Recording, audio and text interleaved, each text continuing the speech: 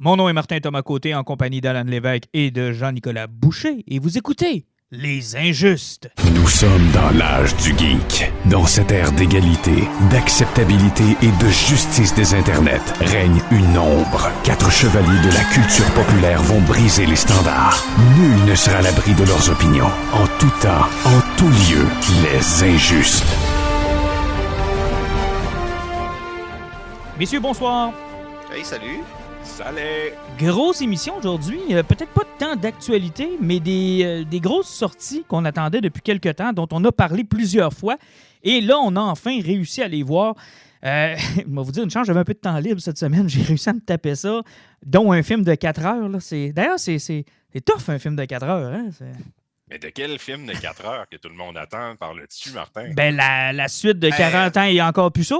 C'est la fin de semaine de Pâques, donc Jésus de Nazareth. Ben voilà, bienvenue à notre émission spéciale sur Jésus de Nazareth. Alors aujourd'hui. Le commandement, la version longue. Exactement. Puis on fait un comparatif avec la Passion du Christ. Oui. D'ailleurs, dans la version longue des 10 commandements, il y a 3 commandements de plus. Hein? À la fin, là, il y en a 3 qui avaient coupé. Parlant des 10 commandements, là, il paraît qu'en Égypte, là, ils recherchent le descendant de Moïse pour sortir le bateau. Ah, ben oui, dans le canal de Suez. Voilà. Ouais, Tabarouette, on est donc bien plein. Le descendant de Moïse serait demandé dans le canal pour faire un petit miracle. Et qu'on est plein de liens. Non, évidemment, on va parler de Justice League de Zack Snyder et non Schneider. Je me suis fait avertir, je pense. Là, parce que j'en ai parlé à la radio, puis j'ai dit Schneider. Je sais pas pourquoi. Puis là, ça m'écrivait gros comme le bras. Snyder! Je dis, oui, mais c'est pas si grave que ça. Bon, ouais, ça fait 8 ans que nous étions avec le Snyder Scott. Ça se peut qu'on soit un petit peu mélangé sur le Schneider, S. Snyder. J'aimerais ça, moi, voir le Rob Schneider. Rob Schneider. Il était-tu mauvais, lui? Donc, on va parler de Justice League, évidemment, la cote de Zack Snyder. Ensuite, Invincible, qui a fait ses premiers pas sur Amazon Prime. On a eu l'occasion de l'écouter, comme vous avez peut-être eu l'occasion de l'écouter. Et si vous ne l'avez pas écouté, on va vous dire pourquoi il faut que vous l'écoutiez. Falcon and the Winter Soldier, il y a 2 épisodes à date, donc on va vous en parler un peu aussi. Superman and Lois, peut-être juste en même temps qu'on va parler de ça, juste faire un parallèle où est-ce qu'on est rendu, parce que je m'attendais peut-être à peut-être un letdown, puis à date, en tout cas, moi, je suis rendu au 3e épisode. Je sais que j'en ai qui est rendu plus loin. Tu l'as écouté, le 3e épisode? Oui, honnêtement, j'ai... Cool. Le moment que j'ai beaucoup aimé de la série, là, on va pouvoir en parler. Ah, moi, honnêtement, je décroche pas. Là. J'attends encore qu'il se plante. J'ai écouté le 5e épisode tantôt et malheureusement, ils ne se sont pas encore plantés. Ah ouais, ben c'est une maudite bonne nouvelle. Jouer le potentiel d'un vilain incroyable à Jonathan, là, il va faire un vilain incroyable. Oh, wow. Non, ok, tant mieux si ça ne ralentit pas, parce que c'était un peu ma peur. On sait que ces séries-là, des fois, c'est un peu inégal. Fait que des fois, tu te dis, tu sais, ça part haut, puis là, à un moment donné, ça descend. Puis, tu sais, souvent, ça arrive parce qu'ils sont obligés de s'étirer parce que les saisons sont trop longues et que le CW, d'habitude, c'est du 22 ou du 24 épisodes. Là, c'est 15 épisodes. Fait que je pense que ça va leur permettre de tenir ça un peu plus tight puis de pas trop aller dans des zones où ils veulent pas aller. Excellent. Puis on vous parlera de la bande-annonce de Suicide Squad.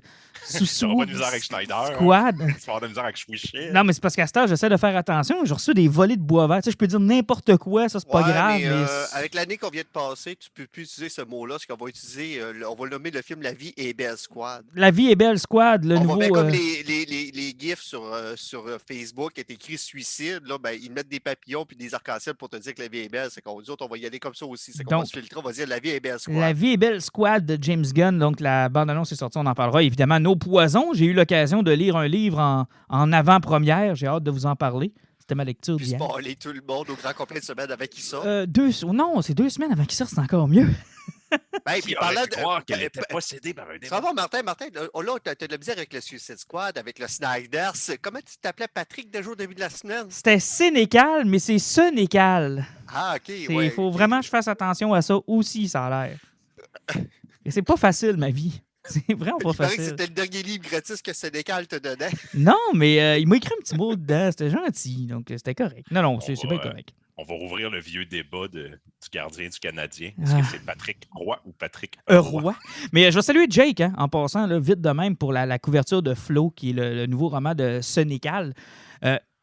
Et je ne sais pas si Jake lit... Sûrement qu'il doit lire le livre avant de faire l'illustration, ou à tout le moins avoir une idée de qu'est-ce qu'il y a dans le livre pour pouvoir l'illustrer, parce que sa couverture prend toujours 1 million de sens de plus une fois que tu as lu le livre. Tu sais, je veux dire, au début, tu as l'image, tu te dis « OK, c'est correct ». Puis après avoir lu le livre, j'ai regardé encore la page couverture, puis j'ai fait comme elle m'a fait peur, la page couverture. J'ai fait comme, oh non. C'est sûr que je ne sais pas comment il a fait, là, puis peut-être que s'il nous écoute, il m'enverra un message, là, mais vraiment, là, well done. Là. J'ai vu la couverture avant et après la lecture, puis il y a comme une double lecture à faire de cette couverture-là. Tu sais, genre, au début, tu fais, ouais, OK. Puis quand tu as lu le livre, puis tu la regardes encore, tu fais, oh boy. Ça te donne des. Je sais pas, j'ai eu un petit frisson. On va dire ça comme ça. OK, hey, on commence tout de suite. Justice League. On avait la première version en 2017, celle de Joss Whedon. Est-ce que j'ai besoin de vous raconter toute l'histoire? Je pense que vous la savez. Pourquoi encore une version différente de Justice League? On l'a déjà vu, ce film-là, Martin. On l'a déjà vu. Qu'est-ce qu'il y a de plus dans ce film-là? Et évidemment, donc, vous connaissez l'histoire. La fille de Snyder s'est suicidée en mars 2017. Il a perdu l'envie de se battre avec le studio parce que déjà, il se battait avec le studio pour tout ce qu'il voulait faire dans ce film-là. Quand il a vu que ses problèmes personnels devenaient plus importants, il s'est dit, garde, je ne maganerai pas ma santé à continuer, j'ai plus le goût de me battre. Il avait décidé donc de quitter le projet. C'est Joss Whedon qui est venu à la rescousse de ce film-là et ça a donné le film qu'on a vu en novembre 2017 qui est probablement l'accident de train le mieux filmé de l'histoire de l'humanité. Là. En gros, c'est ça. Avant qu'on commence, il y a 2 affaires que je veux clarifier là-dedans, parce que ça, c'est la narrative qu'on utilise tout le temps. Il n'y a pas rien que le suicide de la fille de Snyder qui est parti. Là, la guerre contre les studios, c'était déjà bien enclenché. Oh, c'était commencé. Que Warner, là, Batman v Superman, il l'avait dans la gorge de travers sur un moyen temps. Il y avait déjà des producteurs qui suivaient Snyder partout sur le plateau et qui s'assuraient qu'ils respectent ce que le studio voulait sur le film. C'était un gros combat. Puis ça avait déjà été annoncé qu'il allait avoir un autre réalisateur qui allait venir pour soit faire le montage ou du moins re-shooter avec. Fait que oui, c'est comme un clash de plein d'affaires qui sont arrivées en même temps, mais même si sa fille n'était pas décédée, puis je lui envoie tous mes sympathies, probablement que ça aurait clashé. On n'aurait pas eu cette version. Non, mais quand il a dit je n'avais plus le goût de me battre, c'est à ça qu'il faisait référence. Là. C'est que c'était déjà compliqué, c'était déjà difficile. Mais il y avait, il y avait encore le goût d'aller au bat puis de probablement tenter d'influencer les choses. Là, on lui a laissé complètement carte blanche, on comprend. Mais quand ça s'est arrivé, je peux le comprendre d'avoir voulu. Et avant de vous lancer sur votre appréciation, moi, je veux qu'on aille sur des détails là, parce que je prends en ligne de compte que tout le monde l'a vu. Là. C'est un 4 heures qui, écoute, je l'ai vu passer dans mon Facebook. Si je ne l'ai pas vu passer une fois, je ne l'ai pas vu passer 20 fois. Là. Moi, je vous dirais que le plus grand défaut de ce film-là, c'était la cohérence et savoir ce qui se passait. Et c'est réglé dès la première minute du film quand on réalise que les Mother Box se font réveiller par le fait que Superman est mort. Et là, quand j'ai vu cette scène-là, je me suis dit, on va enfin comprendre l'histoire. Okay, il y a une histoire. Je vais te relancer tout de suite sur une niaiserie. Et d'un, ils disent, il faut s'attaquer parce que là, il n'y a plus de Superman pour protéger la Terre. OK. Dans cet univers-là, ça fait à peu près 3 ans que Superman est là. Pourquoi ils ne sont pas venus avant? Et de 1. Et de 2, ils disent on a enfin retrouvé les Mother Box, le monde perdu et la Terre. Hey, il s'est battu, là, puis apparemment qu'il a détruit et conquis 500 000 planètes. Il ne garde pas des notes sur celle-là où il s'est fait foutre une volée puis il a échappé Mother Box. Je veux dire, ils ont retrouvé la planète sans nom, la planète perdue. Je veux dire, ils sont arrivés là par hasard. Il n'y a personne qui a gardé une note quelque part de dire ouais, là, ça a été la misère, on s'est fait ramasser, puis on a perdu un Mother Box. Ben, peut-être parce que le monde avait véritablement changé, parce que ça a l'air de se passer, genre vraiment, mais il y a vraiment longtemps. Plus tard. Mais tu sais, je veux dire, la planète n'a pas. Mais tu sais, juste. Non, mais juste de dire. Non, mais attends un peu, là. Si tu compares. Là, ce qu'on va faire, c'est qu'on va le comparer au film de 2017, là. Tu sais, je veux dire, il n'y avait pas d'histoire dans le 2017, là. On comprenait même pas pourquoi Steppenwolf était là. Il n'y a pas de conséquences. Il n'y a rien. Ça se passe, puis tu sais pas pourquoi. Et moi, je constate que dans la première minute de la nouvelle cote, il y avait un lien, il y avait une direction, il y avait une raison pour laquelle Steppenwolf venait. Mais tout de suite en partant, tu règles un problème. Là. Tu règles un gros problème tout de suite en partant.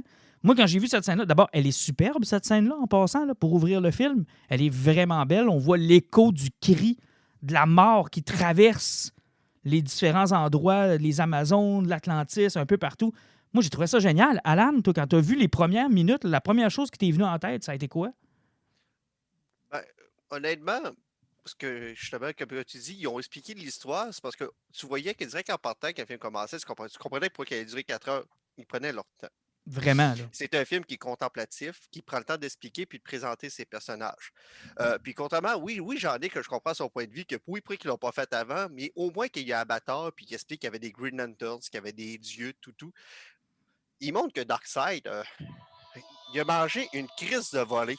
Ah, mais une solide, là. Écoute, en plus, c'est Arès qui lui donne le coup dans le...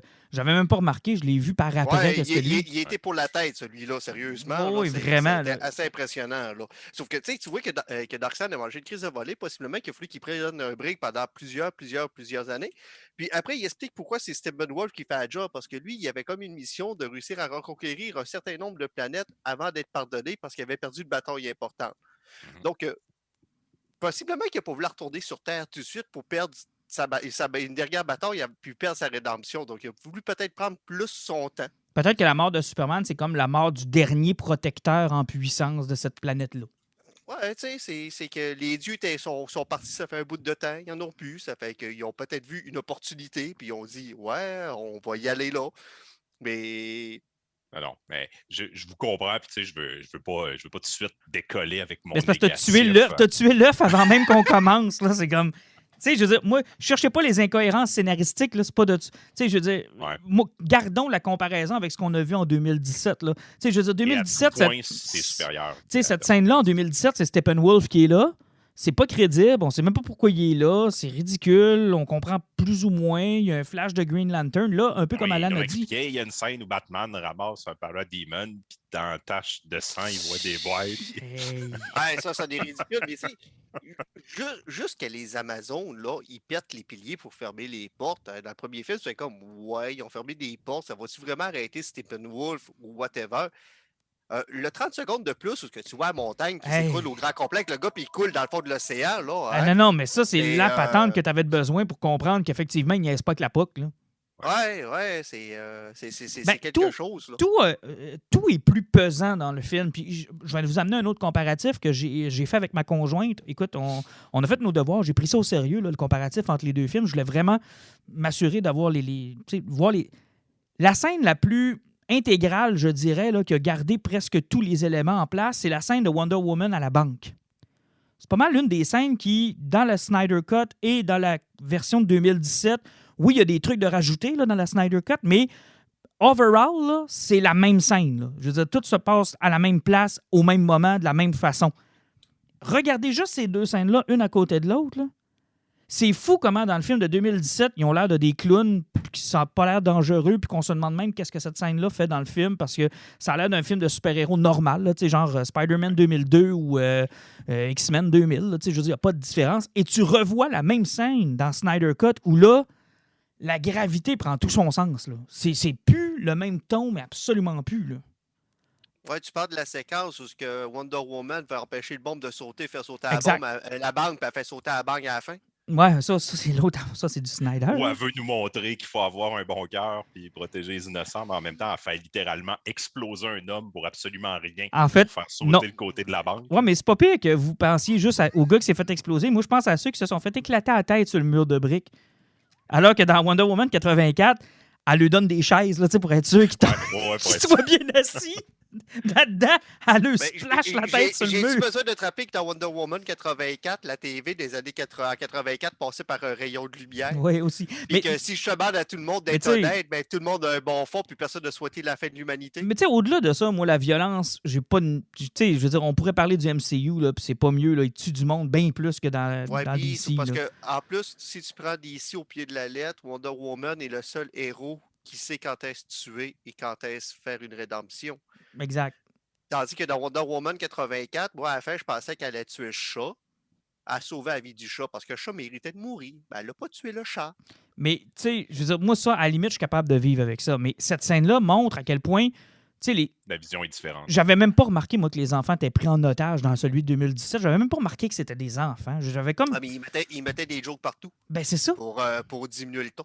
Ce qui fait en sorte que tu t'inquiètes pas vraiment pour les otages. Là, dans la première version, mais dans la deuxième, dans celle de Snyder, tu te rends compte à quel point, OK, là, c'est une situation qui est grave, qui est sérieuse, puis qui il y a de quoi. Puis, évidemment, ça amène un autre problème aussi. Là, on en parlera. Là, vous avez parlé de la violence, OK. On peut parler aussi de la musique qui, moi, à un moment donné, a fini par me tomber ses nerfs. Là. Ça, c'est une autre histoire. Mais tu vois que le ton est diamétralement opposés. Là. C'est pas pantoute pareil. Et je suis obligé de vous dire que c'est un bien meilleur film. Là. Oui, ça, je suis d'accord. C'est un bien meilleur film que ce que l'on a vu en 2017. Là. Et honnêtement, j'aurais pas voulu être à la place de Whedon là, pour remonter ça, pour faire un film avec ça, en gardant... Martin, t'as tellement fait ça large que t'as oublié de nous demander notre opinion avant de t'embarquer dans le profond. Ouais, ben allons-y, mais effectivement, tiens, faisons le tour, Alan. C'est parce que t'étais au téléphone, je faisais du temps. Je faisais pas du téléphone, c'est mon frère qui n'arrête pas d'appeler, c'est que la maudite toune.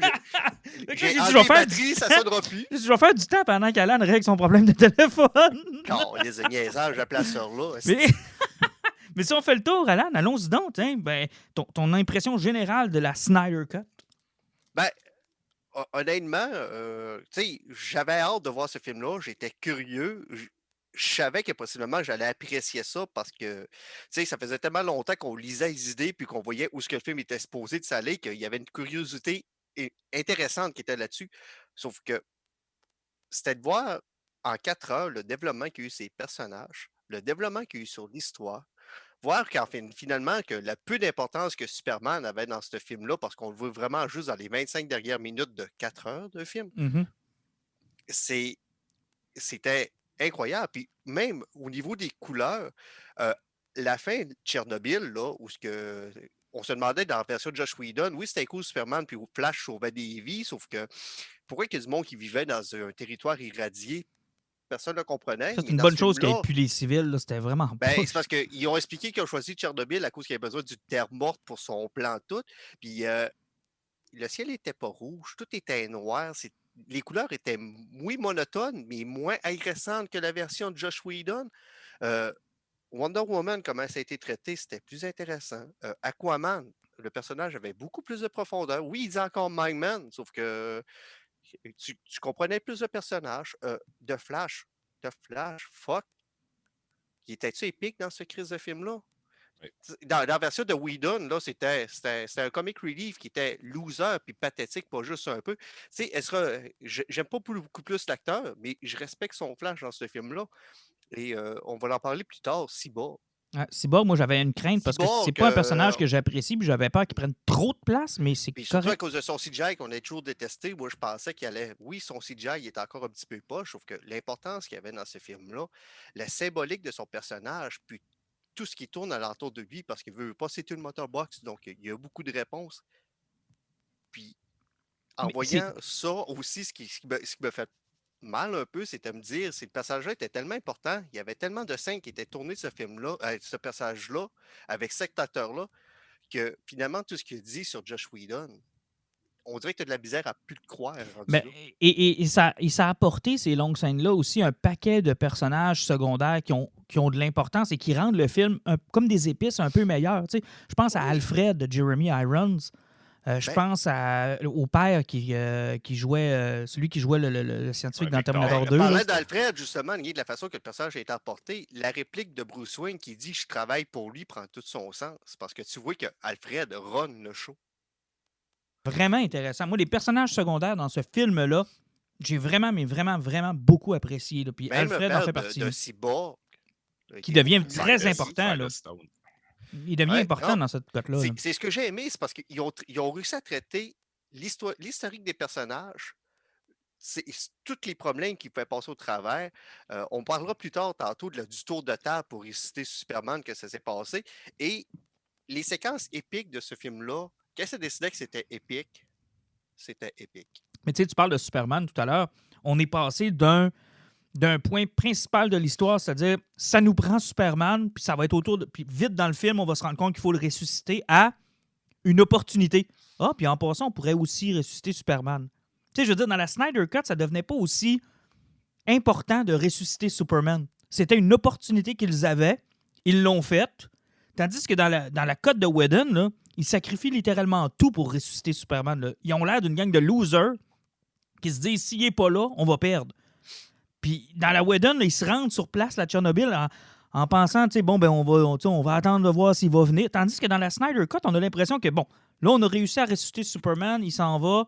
C'est pas grave, on va le faire sans lui pareil. T'sais, on va y aller sans lui, puis on va gagner pareil. Tu sais, Batman a moins l'air sais, il y avait un plan quand il se ramasse à Tchernobyl qui était plus ou moins clair dans la cote de Whedon. Là. Mais Jean-Nic, ton appréciation générale? J'ai aimé ça plus que je pensais. Je partais à reculons parce que j'aime pas beaucoup Snyder, puis j'aime pas beaucoup ce qu'il a fait avec ses personnages puis son œuvre chez DC. Puis, tu sais, je me disais, là, ça va être 4 heures de self-indulgence, puis ça l'est un peu. Mais tu sais, ça serait de mauvaise foi de dire que j'ai pas trouvé que c'est un meilleur film que la version de 2017. Que j'appelle pas la version de Whedon, c'est la version des studios, la version de 2017. Mais j'aurais une question à te poser. As-tu l'impression que ça a amélioré ce que tu pensais de Batman v Superman? As-tu eu le goût de le réécouter pour te dire? Ça a exacerbé ce que j'haïssais, puis ça a même enflammé. Tu sais, il y a plein d'affaires qui me gossent dans le film. Là. Dans le fond, considérer que j'ai trouvé que c'était un bien meilleur film que 2017, tous les payoffs sont bien construits. Par contre, ça n'a aucune raison de durer 4 heures. Il y a 1 heure dans le film facilement qui pourrait être coupée, qui est vraiment rien que du crossage de mouche. J'aime pas son traitement des personnages, particulièrement certains personnages qui essayent de nous enfoncer dans la gorge qui sont importants, puis pourtant, ils les traitent comme de la merde. Exemple, Lois Lane. Il a fait une scène dans Batman vs Superman où Flash voyage dans le temps pour dire c'est la clé, elle est importante. Ben, c'est un peu ça, Snyder. Il l'appelle la clé, puis il la traite comme une clé, pas comme un être vivant. Elle a une scène importante, Lois, dans le film, puis la scène perd toute son importance parce que finalement, c'est Martian Manhunter qui est un homme qui est venu y expliquer ce qu'il fallait qu'elle fasse. Puis qu'est-ce qu'elle fait? Elle vient expliquer à Superman qu'elle est enceinte, qu'elle l'aime, puis il faut qu'il nous le répète 4 fois. Ça me gosse un petit peu. Là. Genre, il y a de la misère, Snyder, à écrire des personnages humains. Il y a du fun à écrire ses dieux, puis ses gros enjeux, puis de passer du temps là-dessus. Puis dans tous ces films, les studios, ils disent écoute, tu peux pas, là, il faut couper, il faut que ça soit. Puis à toutes les fois, il se fait couper. Puis après, il dit mais là, c'est à cause de moi, j'aurais voulu faire ça comme ça. Puis tu sais, il y a tout le temps l'opportunité de se rattraper. Tous ces films ont des Ultimate Edition où il peut remettre des bouts qu'il voulait mettre. Tu sais, il y a de la misère à être concis puis raconter une histoire qui a de l'allure. Là, puis il est un peu artiste dans l'âme. Tu sais, il y a des tableaux dans ce film-là. Oui, exact. C'est ça. C'est vraiment, c'est un auteur, c'est un artiste, mais c'est un artiste et un auteur que j'aime pas. Puis moi, en fait, c'est ça le problème que j'ai avec le film. Fait que tu sais, je peux pas y en vouloir. Puis en plus, tout le monde qui a travaillé avec, tu sais, ils ont eu du fun. Ça a l'air d'un bon gars. Tout le release de Snyder Cut, tu sais, c'est hot ce que le monde a fait. Les fans ont ramassé de l'argent, ils ont donné pour des causes. Tu sais, je respecte ça au bout. Puis l'autre côté, tu as Joss Whedon qui est rendu genre banni d'Hollywood parce qu'apparemment que lui, c'est un solide trou de cul puis qu'il en a fait de la merde. Mais en même temps, j'aime mieux ce que Whedon fait que Snyder. Fait que, tu sais, il va aller... C'est triste, probablement qu'on n'aura plus rien de Whedon ever. Puis, tu sais, je veux dire, je vais m'en remettre. Snyder, j'aimerais ça qu'il passe à autre chose. Là, ce qui me fait peur, là, c'est le maudit mouvement de restaurer Snyder. Non, c'est de la merde. Je suis content qu'il ait pu avoir l'opportunité de donner le film qu'il voulait. Passons à autre chose. Là. C'est dégueulasse. Parce que le fait qu'il est sorti sur HBO Max, c'est ce qui a permis de durer 4 heures. Parce que tu parlais du côté contemplatif. Moi, les bouts qui m'ont tombé ses nerfs, justement, c'est ces bouts de tableau, comme tu dis, qui sont super beaux. Rien que le film commence, puis qu'il présente Aquaman, puis qu'il a finalement pour rentrer dans l'eau, c'est 3 minutes de ralenti à marche. Oui, avec des filles qui ramassent son gilet et qui chantent, puis qui ça peut, là. Ouais, parce que la chanson, là, j'ai entendu quelqu'un en parler, il paraît que c'est vraiment une chanson typique de ce coin de pays-là, sur les marins qui sont morts noyés en mer, puis du monde qui rapporte, puis tout. En tout cas, il paraît que ça fait partie de la mythologie de ce coin de pays-là. C'est juste qu'il faut le savoir, pas juste un peu. Mais effectivement, mais c'est côté ralenti. Tu sais, justement, quand le film commence, ça, au cinéma, c'est toutes des séquences qui n'auraient pas marché. Au cinéma, ça aurait été un film de 3h25. Non, un film de 3h25, ça se regarde au cinéma. Mais là, il a pu mettre tous ces bouts qui étaient slow puis qui ne servaient pas à grand-chose. Et tu sais, moi, je suis l'inverse. Et moi, je suis l'inverse de Jean-Nic, dans le sens où moi, j'apprécie ce que Snyder fait. Puis moi, les tableaux, là, je les compte. Moi, je suis pire que Snyder. J'aurais pesé sur pause pour les regarder encore plus longtemps.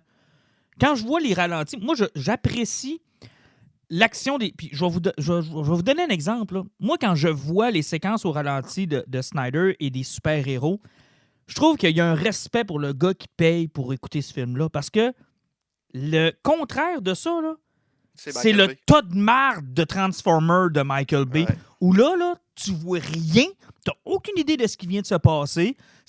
Il vient de te garrocher, je ne sais pas combien de millions d'effets spéciaux d'en face, là, comme un shot, style. Puis là, si tu as clié les yeux pendant ce bout-là ou que tu as eu t'as tout perdu, le million de dollars qui vient de te crisser en pleine face. Et moi, j'haïs ça. On va couper la poire en deux. Snyder, là, ramenez-le. Mais faites-le réaliser.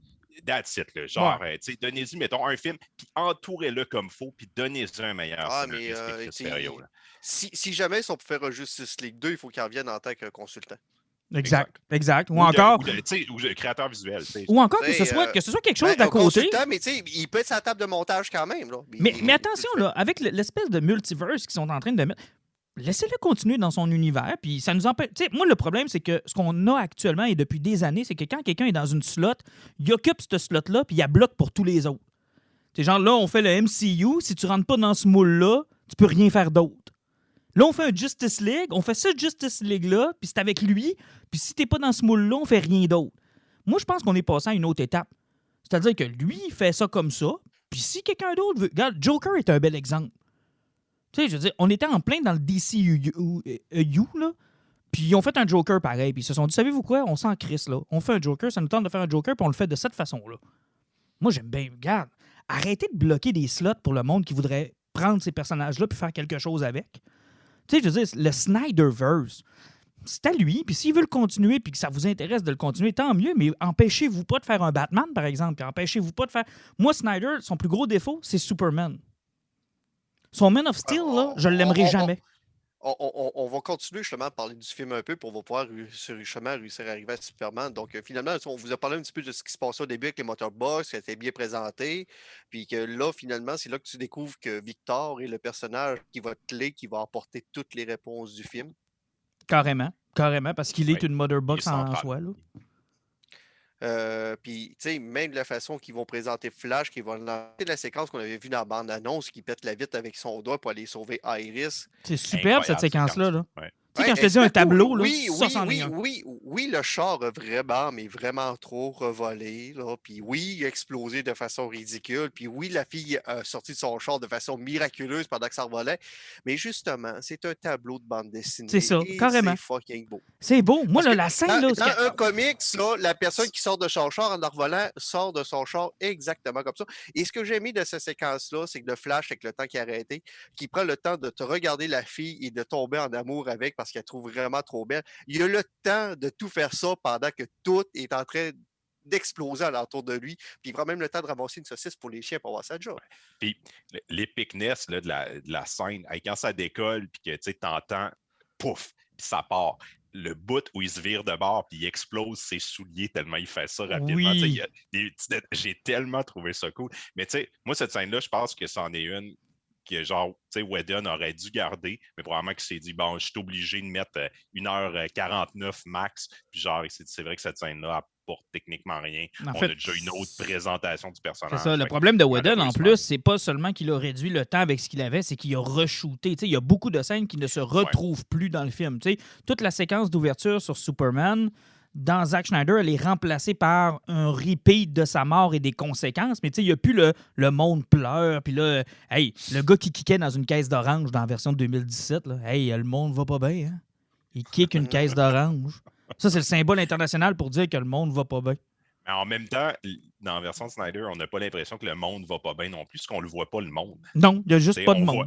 C'est ça, il n'existe pas les humains. Non, la Terre est habitée par... Mais ils n'ont jamais, existé dans le Snyderverse. Je te rappellerai que le Général Zod et Superman ont détruit une ville. Dans le fond, il y avait cette job-là aussi. Mais là, il fallait qu'il humanise l'univers. Humanise, sauf que oui, d'une certaine façon, parce que peu importe ce que tu vas prendre ça, contrairement à BVS, Justice League, aucun impact sur l'humanité. Honnêtement, là, ça prenait quelqu'un qui m'a dit qu'il ouvrait la TV puis il a checké s'il se passait quelque chose à Tchernobyl à la fin pour savoir qu'il se passait réellement de quoi. Parce que. Oh, OK. Je prends 15 secondes pour parler de ça. Ça, c'est une affaire. J'ai ri avec ma blonde quand on en a parlé. Là. Une affaire qui me gosse avec Snyder, que je disais tantôt, là, qui filme, puis qu'après ça, il ne peut pas le sortir, puis après ça, il revient, puis j'y avais pensé, mais je ne l'ai pas mis. Là. Le monde, ce qu'il reprochait dans Man of Steel, là, c'est genre, tu te bats pendant 1 heure dans le ciel en débâtissant des buildings, en tuant tout le monde. C'est anti-Superman.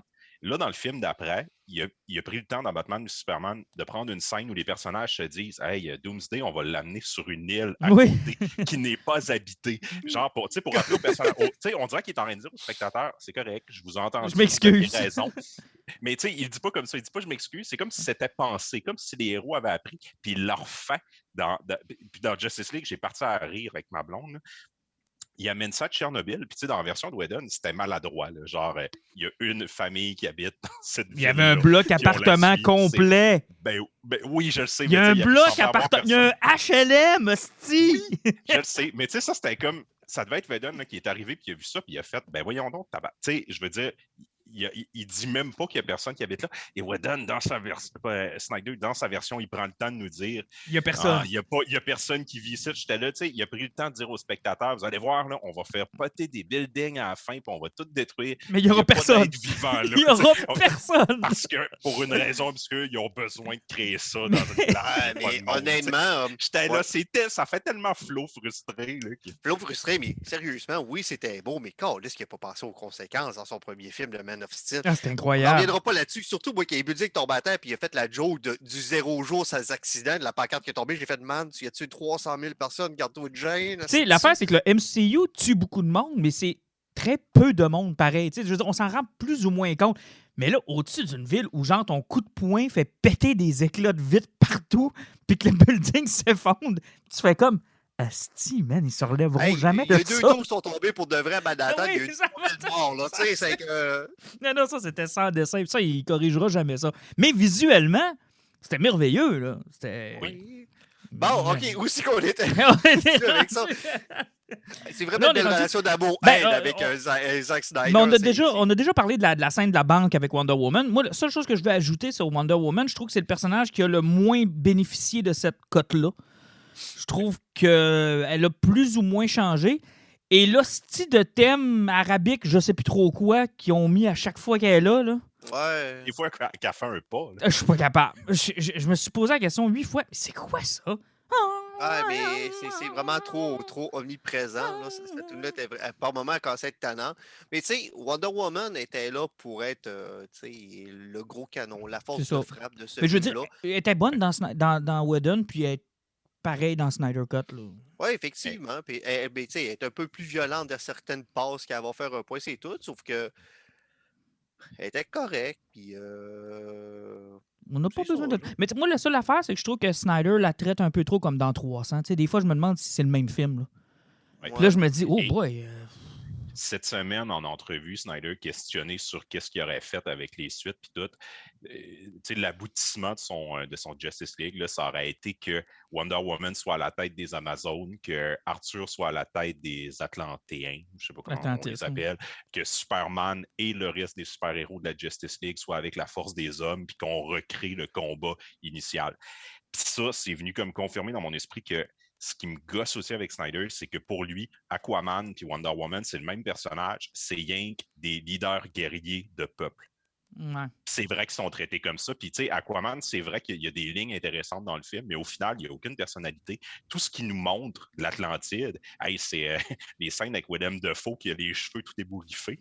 D'ailleurs, il s'est fait une toque dans le film. Dans son... Ouais, mais... Une chance qu'ils ont donné le film à James Wan et qu'il a mis des couleurs là-dedans. Non, mais... 2h30 d'Atlantide sombre de même avec des bouts de briques. Oui, pétés, Willem Dafoe, je pense que triste. ça a été retourné par après, cette séquence-là. Ça n'avait pas déjà été tourné. Je sais pas ça. Il faut pas oublier qu'à la base, Aquaman était supposé de se passer avant Justice League, mais à cause de la mort de BVS puis de Justice League qui n'a pas fait d'argent, j'en ai souvent parlé que ce film-là, il a été arrêté 4 fois de tourner, puis il l'a repris par 4 fois, puis quand tu écoutes le film, tu es capable de voir 4 films différents dans Aquaman. C'est que ça a tellement pris de temps avec Aquaman sorte, puis finalement, il s'est passé après Justice League. J'ai l'impression qu'il a acheté quelques séquences pour... Parce que mais il y a une erreur, parce qu'il y a une erreur. Dans la version de Whedon, tu avais celle-là qui a cassé la gueule de Johnny Depp, là, qui est apparue. Amber Heard. Elle appelait pour... Tu voulais que c'était supposé de se passer... Le timeline n'était pas bon. Non, puis il y a une erreur, parce que dans la Snyder Cut, Aquaman se rend devant la statue avec le bon trident, là. Mais il me semble que dans le film d'Aquaman, ça, c'est caché à quelque part, là. C'est dans un autre... Tu sais, ils ont comme un passage pour y aller, puis c'est pas à la vue de tous. Puis là, tu le vois, il se recueille devant cette statue-là. Puis là, je me disais, Voyons, il me semble que dans le film d'Aquaman, cette statue-là, faut Ah, qu'elle mais faut qu'elle ouais, trouve, là. sauf que ça devait être pas le vrai trident qui était là, sauf que, tu sais, c'est ça qui est arrivé là, mais tu sais, je pense que ça a été rajouté, mais oui, Mais c'était Aquaman, maladroit, tu mais sais, à la surtout que ça limite, servait pas à grand-chose. Toutes les séquences qu'ils ont rajoutées avec Aquaman, bof. Mais y surtout a-tu une avec Willem séquence, Dafoe. y a-tu une séquence de Whedon dont vous vous êtes ennuyé? Oui, quand Flash arrive dans Batcave pour la première fois, puis que genre il est tout excité, puis il s'en va dans Batmobile. Mon Toi, Dieu, ça Alan, vous a y pas marqué? a-tu une séquence de la Whedon que tu t'ennuies? Moi, il y a une séquence, je vais vous dire, il y a une séquence que j'aimais bien, puis que je me doutais pas que c'était Whedon qui avait fait. J'aimais beaucoup la séquence quand Wonder Woman va voir Bruce, puis qu'on y voit le dos. En hommage, entre autres, au cover de Alex Ross, là, où on y voit le dos tout magané, puis tout. Ok, ouais. Puis il y a l'épaule défait, puis c'est Wonder Woman qui remet l'épaule, tu sais, qui... Ok, ouais. Ils T'sais, sont comme dans la pièce avec des trucs. J'avais oublié cette séquence-là. Puis moi, Mais, je la trouvais belle, moi, cette séquence-là, parce que je me disais, ça montre... Au moins, t'es pas arrivé avec la séquence du Aquaman qui était assis sur le lasso. Ah non, ça, Qui a c'est dit qu'il voulait terrible. fourrer Ouais, Wonder Woman. Je l'aimais bien, moi, Ah, celle-là, je la trouvais drôle. encore, c'est terrible. Ça, je suis tellement content que ça soit plus dans le film. Mais non, cette séquence-là me manque parce que ça montrait aussi, puis ça, c'est une chose que le Snyder Cut a ramené. Tu sais, Batman, il bûche dans ce film-là. Là. Eh oui, ça c'est quelque chose, parce que moi je l'écoutais en gang sur Discord, là, sur le Discord des Mystérieux Étonnants, ce film-là, puis on a passé 4 heures à rire du fait que Batman, c'était celui qui était toujours essoufflé. Les combats étaient finis, t'as toujours Batman qui arrivait en arrière. Ah non, il bûche Il dans ce se manquait un film-là. bout. Là.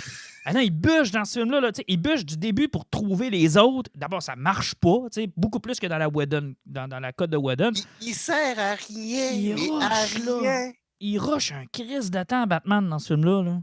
Tu sais, tu vois, c'est quoi que ça fait un humain parmi les dieux? Ça sert à rien. Tu sais, ça apporte le vaisseau spatial, ça sort des satellites pour trouver les plans, mais à part de ça, ça sert fucking à rien. Ouais, mais il est vraiment intelligent puis il y a des gadgets. Non, c'est Alfred qui est intelligent, puis c'est Alfred qui fabrique les gadgets.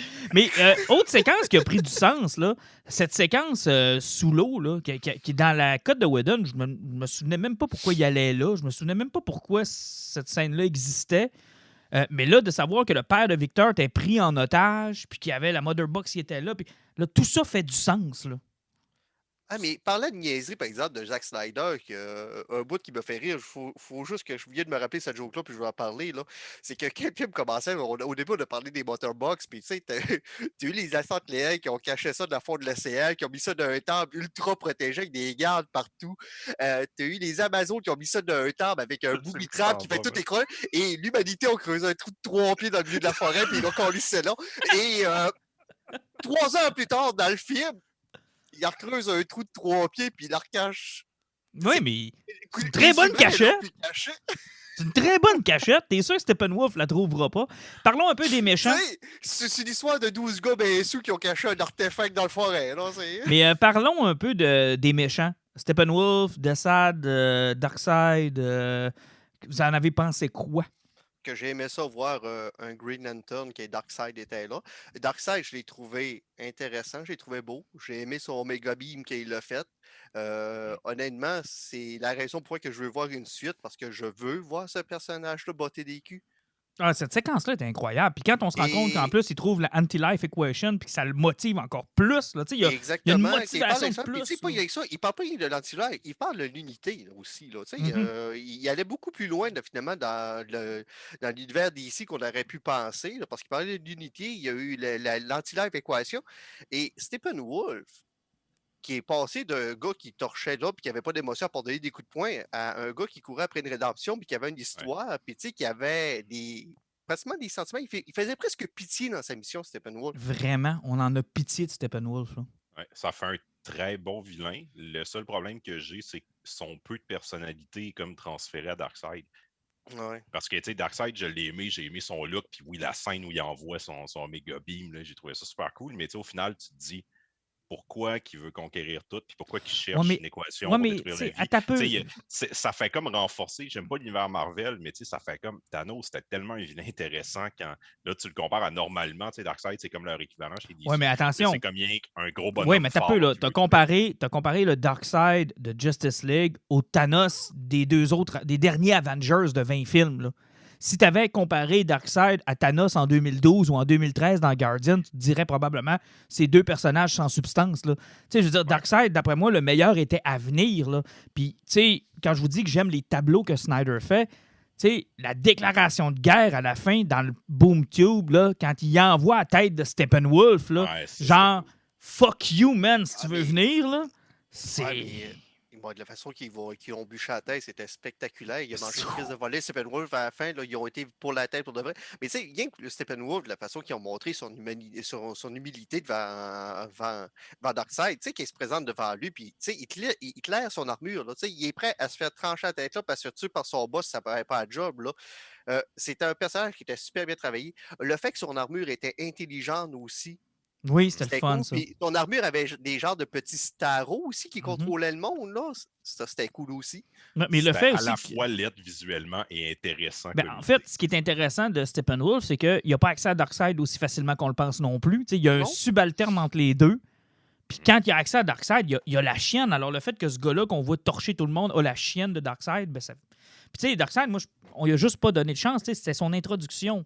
Puis j'ai pas mal l'impression que dans les prochains films, on aurait peut-être vu plus. Là, quand on voit la dernière scène qui est prêt à envahir, là, puis que tout son monde est là, puis on voit Granny aussi qui est là. Comment est-ce qu'elle s'appelle, elle? Mais tu sais, rien que la façon que Superman bat Steppenwolf à la fin, tu savais qu'il allait avoir quelque chose de beaucoup plus gros pour réussir à arrêter Superman qui s'en venait. Là, parce que... OK, parlons-en de Superman. Là, ça fait 40 minutes qu'on parle du film, on n'a pas encore parlé de Superman. On va commencer par le tour de table sur qui ont décidé de le ramener. On va commencer Snyder avec Whedon. C'était pas la même séquence. C'était pas la même lourdeur. Non. Whedon a ramené le vrai Superman. Snyder nous a ramené le petit torchon de 2013. Non. Je suis pas capable de son Superman. Il comprend pas le personnage. Ben non, j'ai trouvé correct. Il était bien correct. Mais non, Superman. Il était comme dans Man of Steel. Là. Pas de dépression, puis il bat des culs, puis il sert à rien d'autre, puis il est plate. Puis il est noir, puis il est encore plus dark, puis il est plus sombre. Il est tellement noir, puis c'est tellement beau, puis c'est tellement le fun, le suit noir, que la dernière shot de Wonder Woman est allée s'acheter un suit noir. ça, là, j'étais... je veux dire, il est tellement beau le costume Wonder Woman. Non, elle est allée s'acheter un trench coat noir. Sérieusement, ça vous aurait-tu pris une explication du pourquoi du costume noir si tout le monde est là à mort puis le retour de Superman? Oui, sauf que... T'sais, la scène finale où on voit Superman ouvrir son trench coat, il y a encore son hostie de black suit. Moi, je m'excuse, mais ça, je l'ai pas compris. J'ai pas compris. C'est parce que son black suit, il a eu longtemps pour se recharger après sa mort. Ouais, mais là, visiblement, il n'avait pas besoin tant que ça, là, parce qu'il avait l'air chargé pas mal. Ouais, je sais. Je veux dire, il y avait aussi la coupe Longueuil dans Death and Return, puis il l'a pas ramené. Il n'était pas obligé. Là. Puis moi, c'est cette scène-là qui m'a gossé. Quand il ouvre le gilet à la fin, puis il y a encore le suit noir, j'étais là, OK, là, définitivement, là, il n'a rien compris. J'aime pas son Superman, puis je suis pas capable. T'sais, c'est peut-être la seule chose dont je vais m'ennuyer de la cote de Whedon, c'est le Superman qui arrive puis qui craque une joke à la Christopher Reeve. Là, vous allez me dire, ouais, mais reviens-en de Christopher Reeve. Vous avez raison, mais c'est quand même ça, Superman, dans ma tête à moi. C'est un gros nana, c'est un gros optimiste, c'est un gros joie de vivre, c'est un gros hope tout le temps, espoir. Il lâche jamais, puis il aime le monde. Puis... Snyder, ce qui l'intéresse, c'est la version d'Injustice de Superman. C'est la version Jésus. Oui, mais il faut que tu aies eu un Superman normal avant d'être capable de créer le Superman d'Injustice. En fait, ce qu'il aime de Superman, c'est sa représentation religieuse. C'est juste ça. Là. Ouais. C'est Jésus, Superman, dans Snyder. Là. Il est sans émotion. Il parle en parabole. Il a toujours raison. Oui, mais l'a-t-il encore ramené dans une pause chrétienne dans ce film-là? Je veux dire, il monte dans les airs, puis il fait encore sa croix devant l'humanité. C'est correct parce que c'est son interprétation, puis vu que c'est un réalisateur qui aime les tableaux, ça lui donne l'opportunité d'en faire des super tableaux avec Superman. Mais il l'a ramené, puis sérieusement, oui, c'est sa version, puis tout, mais quand il est arrivé devant Steppenwolf, qu'il a donné son coup de hache après la chose qu'il a faite, qu'il s'est pointé, puis il a regardé planter sur son épaule, en faisant comme, man, je me crisse tellement. Ça, j'ai aimé ça. Il l'a gelé. Ça, c'était comme le côté de Superman. Il se fait bloquer ça, c'est comme, ouais, ça m'impressionne pas. Il jette sa hache, il la pète là. Ça, ouais, mais tout de suite après, tu as eu le Superman mégalomaniaque.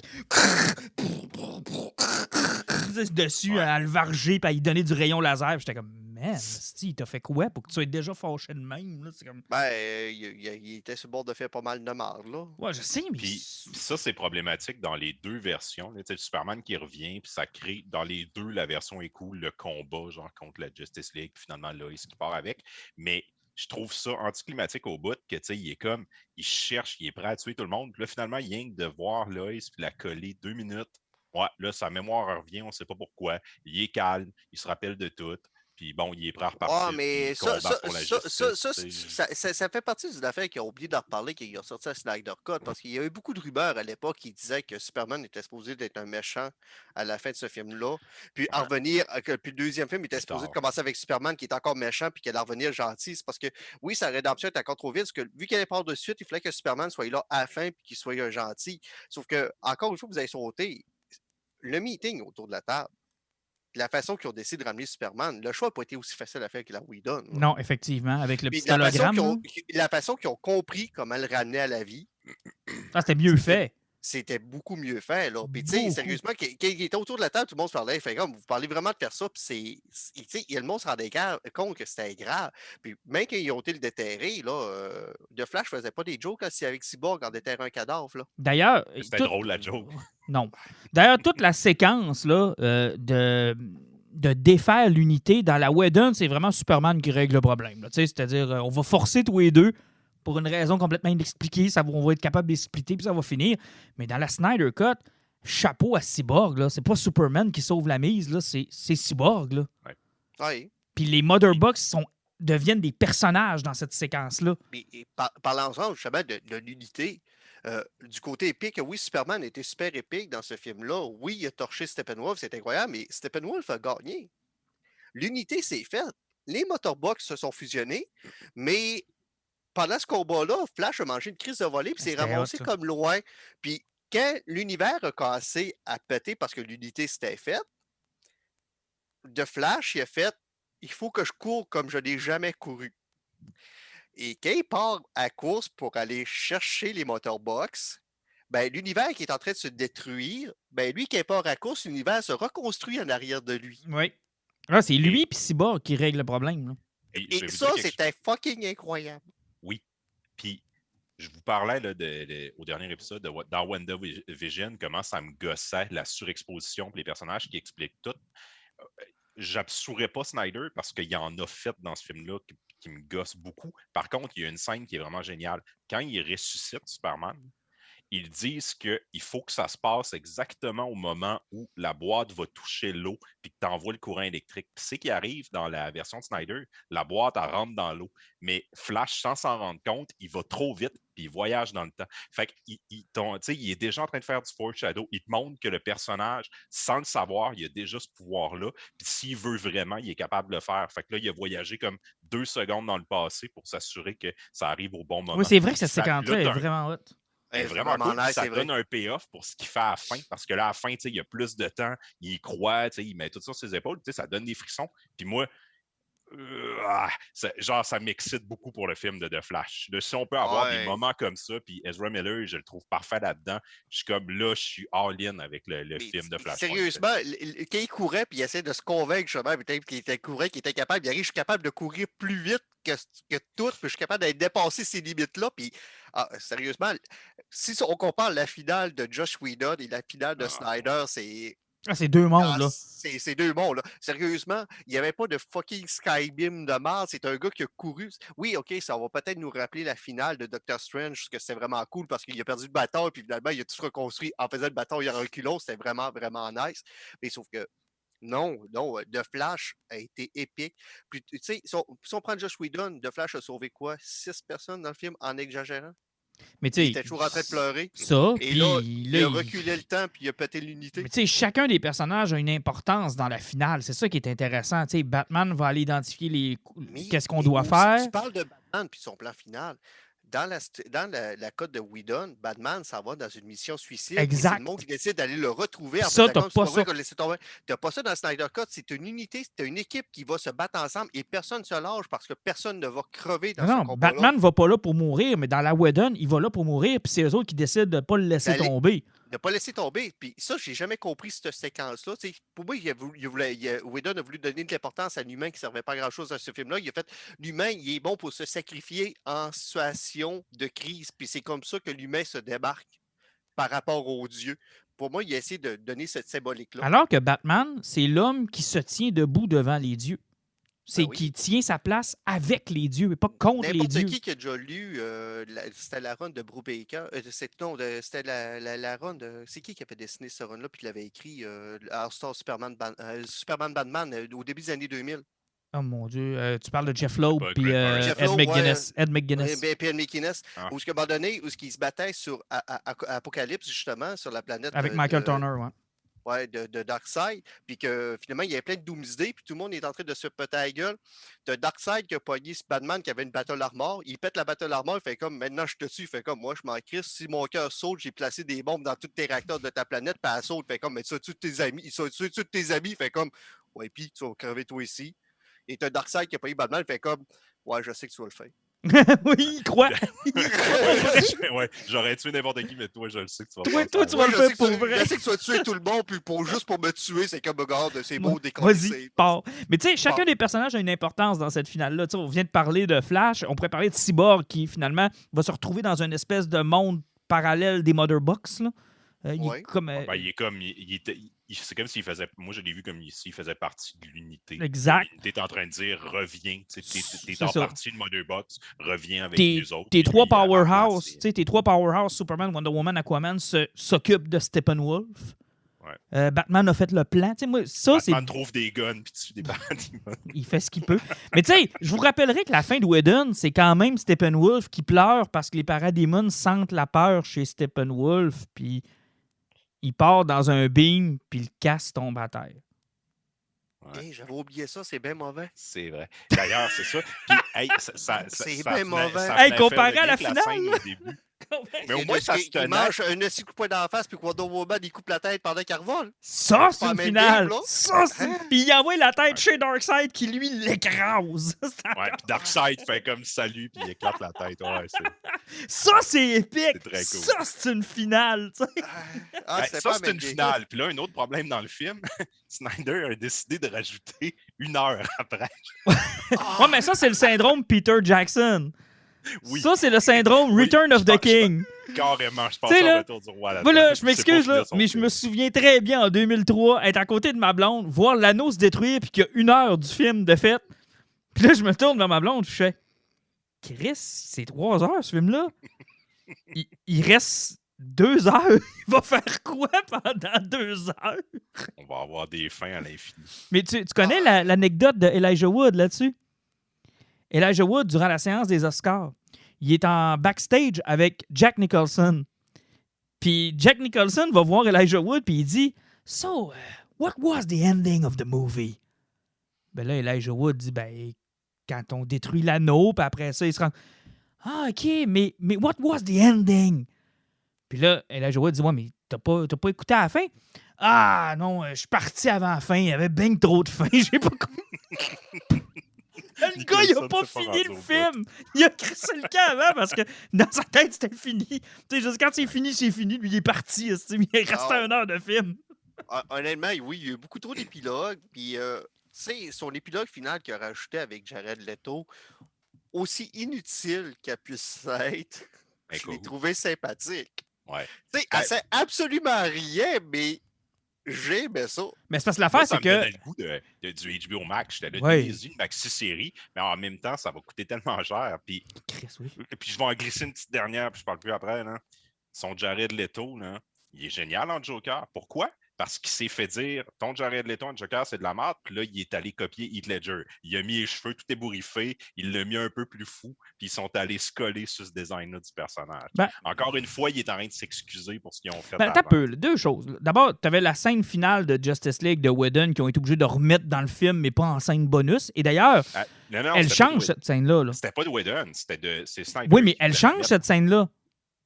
Dans la cote de Whedon, là, c'est on veut faire une Legion of Doom. Ouais, on va se mettre une ligne, aussi. Ouais. Mais dans la Snyder Cut, c'est pas ça qu'il dit. Là. Il donne le nom de Batman. Ouais, il dit c'est Bruce Wayne. Ouais.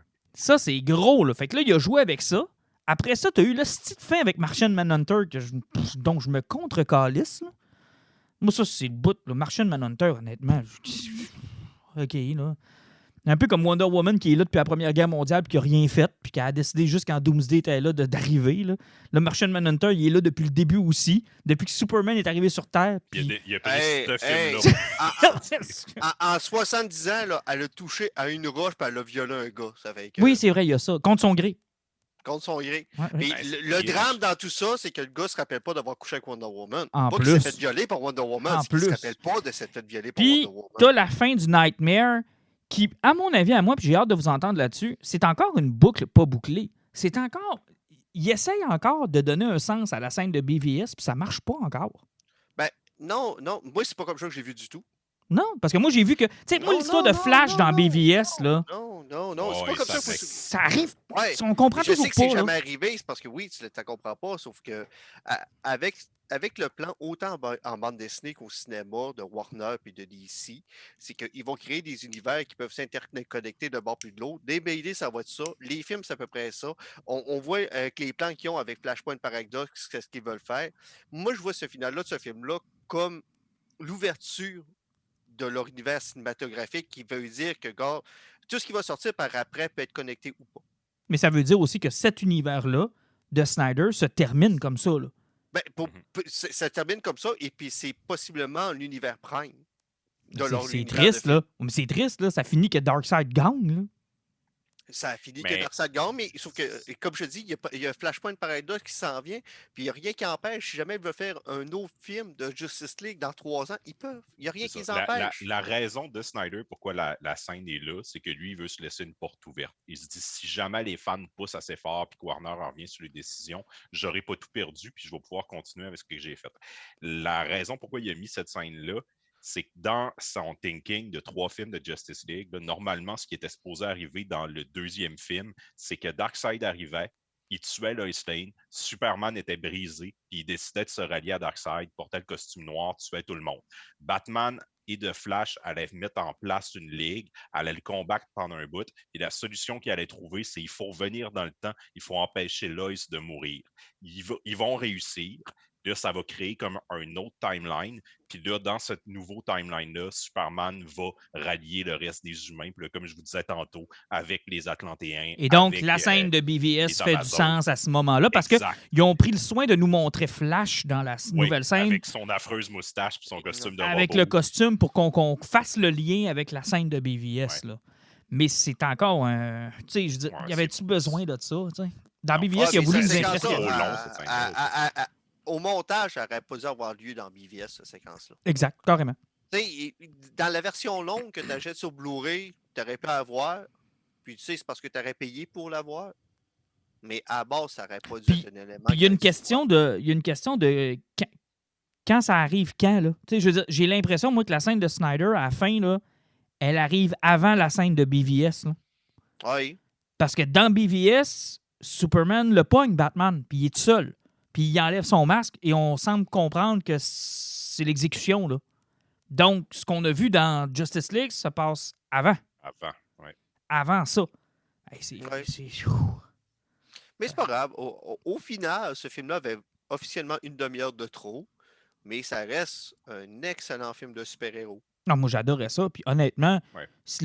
l'une des erreurs, c'est que le studio a tellement voulu faire du MCU. Tu sais, je veux dire, je me souviens plus dans quelle statut on s'est obstiné. Je pense que c'est celui de Marc Gagnon où je disais, ben, tu sais, ça, là, ce qui s'est passé avec le DCEU, là, c'est une histoire d'actionnaire. là. Ah oui, tout simplement. C'est une il y histoire avait- d'actionnaire. là. Ils ont des films qui ont coûté une fortune, qui ont planté au box-office, ça fait qu'il y avait de l'argent à se faire quelque part. Tandis que Marvel, de leur côté, c'est ce que je me plains sur leurs films depuis des années. Ils ont plus de contenu, puis ils craquent des jokes à toutes les 15 secondes, puis vu que tu ris tout le temps, ton cerveau oublie de penser à l'histoire qui fait Ah pas oui. de sens, puis qui amène à rien. En fait, Warner a pas... Un des meilleurs exemples reste Captain Marvel. Ben oui. Il n'y a aucun développement de personnage dans ce film-là. Tandis qu'il y a du monde comme toi, Martin, tu es allé voir avec ta petite fille, puis tu as réussi à voir le film à travers les yeux de ta fille. Mais tu as arrêté de voir tout ça, ce film-là. Tu serais sorti de là, tu aurais fait c'était quoi cette marde-là? Puis, tu sais, l'affaire, c'est que Warner aussi, ils n'ont pas joué leur position. Tu sais, au lieu d'aller voir leurs actionnaires et de leur dire, regarde, on va trouver un terrain d'entente. là. Au pire, on va s'arranger pour que ça coûte le moins cher possible. Mais la position qu'on va occuper, là, on va être dominant dans cette position-là. Puis à long terme, ça va payer. Ça ne payera pas des milliards comme le MCU, mais on a autre chose pour ça. Laissez-nous là, occuper la position qui est laissée libre par Disney. Puis je vous garantis qu'à long terme, ça va être payant. Mais c'est pas ça qu'ils ont fait. Ils ont regardé le voisin puis ils ont fait « L'herbe est plus verte chez le voisin, fais-moi la même affaire. » Ah oui. Ben, moi, ce que j'espère qu'ils ont appris de ça, puis j'espère que ce qu'ils vont faire, c'est justement plus s'embarquer dans. On va essayer d'avoir un univers cohérent, puis on va donner les rênes à la même personne. Faites vos films de super-héros. Connectez-les quand ça vous arrange. Déconnectez-les quand ça vous arrange. J'ai pas besoin que Shazam soit aussi dark que Batman. J'ai pas besoin qu'il y ait de lien avec Suicide Squad. T'sais, amusez-vous. Donnez ça à un créateur. Laissez-y faire ce qu'il veut faire. Puis comme Snyder, je veux dire, il a le droit de faire ses films aussi. Le problème, c'est que là, lui décidait tout. Puis lui, il avait, comme tu disais tantôt, là, c'est lui qui renait le char. Les autres, c'était rien que des side projects à côté. Faites toutes des side projects avec cet univers-là. Il faut accepter que des fois, il y a des films qui vont se planter. Il y en a qui vont coûter cher puis que le public ne sera pas rencontré. Malheureusement, tu ne continues pas avec ça. Mais il y en a d'autres comme des Joker où finalement, ça n'aurait pas coûté si cher que ça. Il a fallu se battre avec les studios parce que Warner ne croyait pas. Au final, ça a été à la fois un succès critique puis un succès au box-office. Il a fait 1 milliard aussi. T'sais.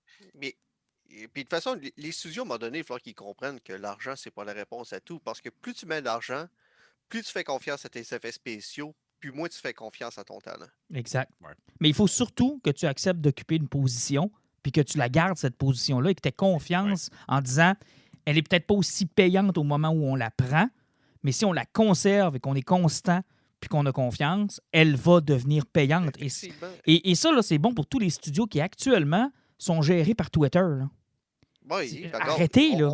On a eu la preuve avec l'érection de Skywalker. Chris, il y a des poneys qui ont couru sur un Star Destroyer parce qu'il y avait les moyens de faire les effets spéciaux de poneys qui couraient sur un Star Destroyer. Enlève ce budget-là, ces possibilités-là, puis le gars, il va y penser par 2 fois avant de mettre des poneys sur Star Destroyer. Il va faire « Ouais, c'est parce qu'on n'a pas l'argent pour faire ça, puis on n'a pas les ordinateurs pour le faire, c'est que tu pourrais-tu mettre d'autres choses sur ton Star Destroyer? Ah, on pourrait tirer des missiles dessus. Ah, ben tabarnak, des missiles sur un vaisseau de 1 km de long, j'y ai pas pensé avant. » Puis moi, je le dis souvent, là, arrêtez d'écouter les critiques. Tu sais, je veux dire, aussi mauvais pouvait être Last Jedi, je suis convaincu que si on avait laissé une deuxième chance de conclure là où est-ce qu'il s'en allait, peut-être qu'au final, on se serait dit dans un ensemble, c'est moins pire que ce qu'ils ont fait là. De patcher. Arrêter de patcher. Là. Des films patchés. Moi, ce que j'appelle des films Frankenstein. Tu sais, des films que tu avais cette idée-là au début, puis là, tu as commencé à lire ce que le monde en pense, puis là, tu as changé un peu, puis là, finalement, tu en as renvoyé un. Il est pire que ça dans Star Wars, Solo. Là. Ben, il y a des fois que ça marche. Mais des Rogue One, t'en frapperas pas tout le temps. Là. Ce qui fait drôle, c'est que ça ramène à peu près au sujet que j'avais été avec Martin, avec le podcast commence, que je disais que je m'ennuyais du cinéma des années 80-90, du cinéma bonbon, pas de cassage de tête. Tu sais, les films, ils mettaient pas une tonne d'argent pour les faire, puis ils les faisaient pour du divertissement pur. Tu sais, ils faisaient des films, oui, pour faire de l'argent, mais ils couraient pas après le milliard de dollars. Et les autres voulaient faire un produit qui était rentable, puis qui était divertissant. Tandis que maintenant, là... Ouais, mais il faut quand même pas retomber non plus dans les années de Batman and Robin. Là. Non, mais ça, encore une fois, tu en as déjà parlé. C'est parce que là, encore une fois, c'était des actionnaires. Puis c'était des compagnies de jouets qui renaient les compagnies de jouets qui renaient les films là, au début des années 90, c'était pas chic. Là. Au début des années 80, les dessins animés, c'est le même. Là. C'est triste, là, mais à part si tu es capable de financer ton film toi-même, ça va toujours rester des enjeux de rentabilité. Puis, plus tu veux faire ça gros, plus tu vas avoir du monde qui te check. Puis, même malgré le fait que maintenant, on se rend même compte que dans l'indépendant, là, qu'ils donnent carte blanche, c'est pas mieux parce que Netflix, tous les films qu'ils produisent, qui donnent de l'argent, ont tout un problème de pacing parce qu'ils ne savent pas où couper dans leurs films puis les faire rouler. Puis... Mais là, je t'arrête parce que ils ne font pas que ça, Netflix. Ils font, mettons, des films qui ne coûtent pas grand-chose, à part, mettons, les stars. Puis, ils vont donner ça. Mettons, comme le film qui est aux Oscars cette année, Trials of Chicago 7. Je veux dire, c'est écœurant. Ça n'a pas dû coûter une tonne, ce film-là. C'est super bon. Puis, encore une fois, ils ramassent des prix un peu partout. Netflix, c'est un peu l'exemple à suivre plutôt. Je pense qu'ils apprennent de leurs erreurs sur leurs films d'action, mais pour le reste de leurs productions, c'est cool ce qu'ils font. Là. On a fait... Oui, Alan, vas-y, finis ton point. C'est parce que Netflix, ces réalisateurs-là ont trouvé enfin une place qu'ils peuvent aller parce qu'au cinéma, il n'y a plus personne qui allait voir ça. À 20$, tu ne vas pas voir ce genre non, de c'était film. pas possible. De toute façon, ça, c'est le bon vieux argument que quand je vais au cinéma, donnez-moi du King Kong versus Godzilla, donnez-moi pas le Parrain. Là. Un Parrain, aujourd'hui, au cinéma, je suis même plus sûr que ça marcherait. Là. Hey, allez t'asseoir dans une salle pour voir du monde parler pendant 3 heures. Pour moi, la séquence qui ferme la porte, moi aussi, je ferme la porte en même temps. Je Ben m'en vais non, en tu sais. Puis arrière. pourtant, c'est un Le film plus que grand j'adore, là. Ben oui, puis on l'a eu l'année pas, ben, 2 ans, là, mais tu sais, Scorsese il est allé faire The Irishman sur Netflix. Ah, c'est Le film clair. n'est pas sorti en salle. C'est clair. Hey, on vient de faire 1 heure sur la Snyder Cut, donc je vous dirais qu'on va essayer de faire ça en 40 minutes. Ça sera un épisode un peu plus long. Ça sera la Injuste Cut.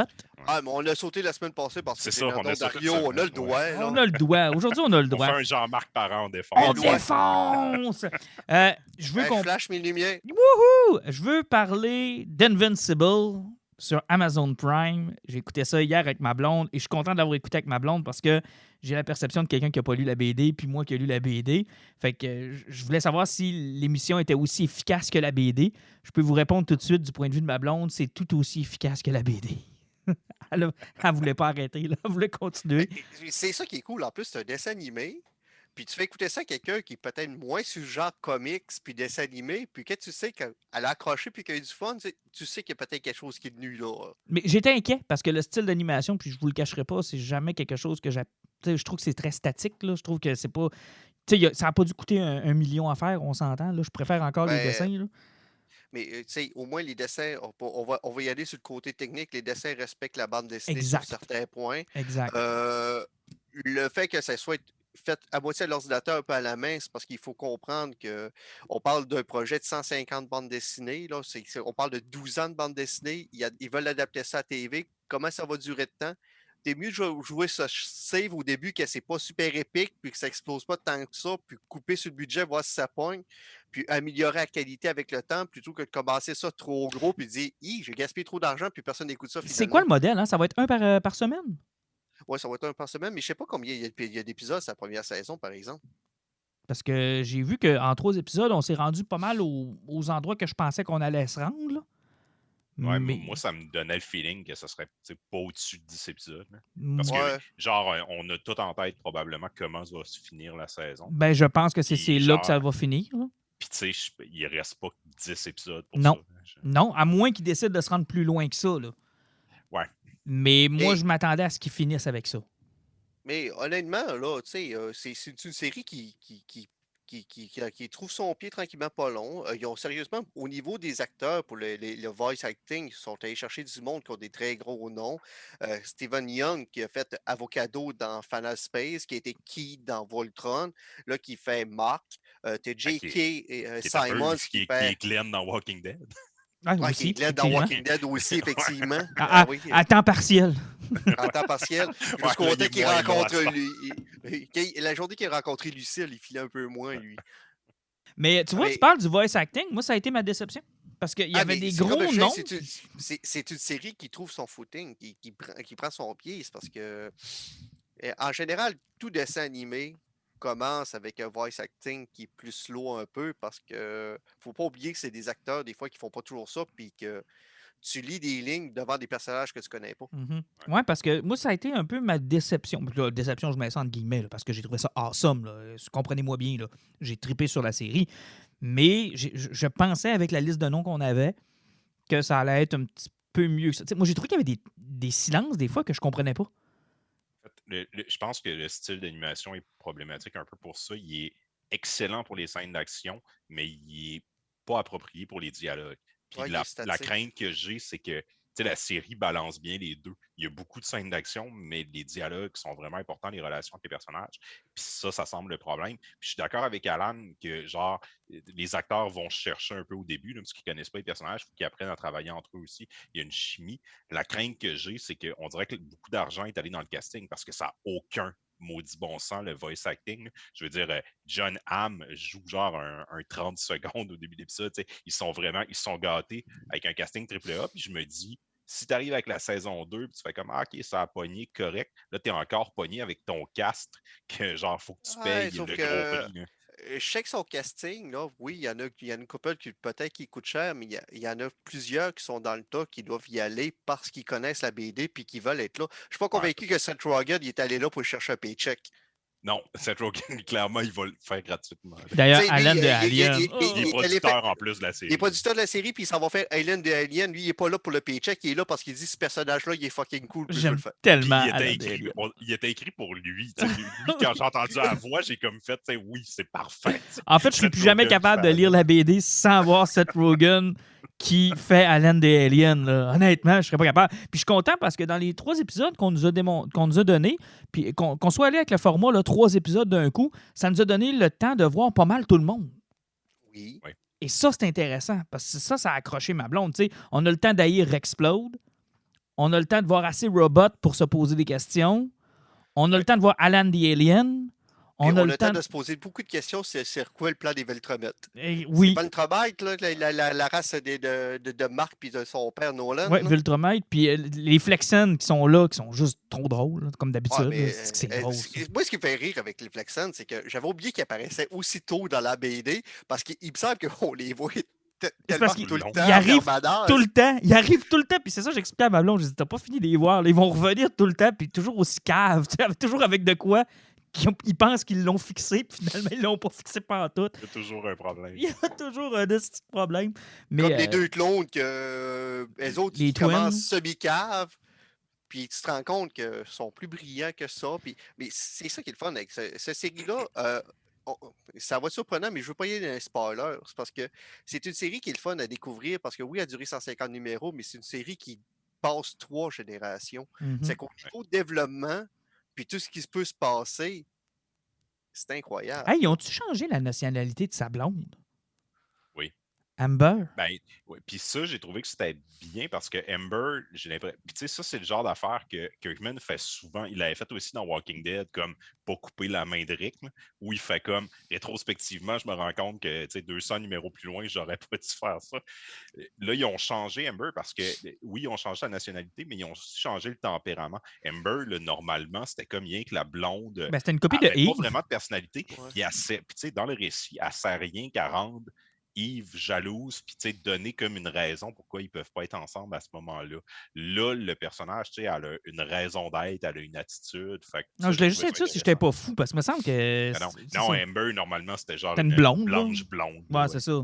Puis elle avait pas le même rôle non plus, un peu comme tu viens de l'expliquer. Mais ça, c'est bien, tu sais, dans les changements qu'on peut voir par rapport à la bande dessinée, il n'y en a pas tant que ça. Là. Le costume d'Atom Eve, ils ont mis des shorts, ce qui fait que ça passe peut-être un petit peu mieux. Ouais. Ah, j'avais même pas remarqué. Oh, ouais. Ouais, ils ont mis des shorts. Oh, mais là, qui fantasmait sur un dessin?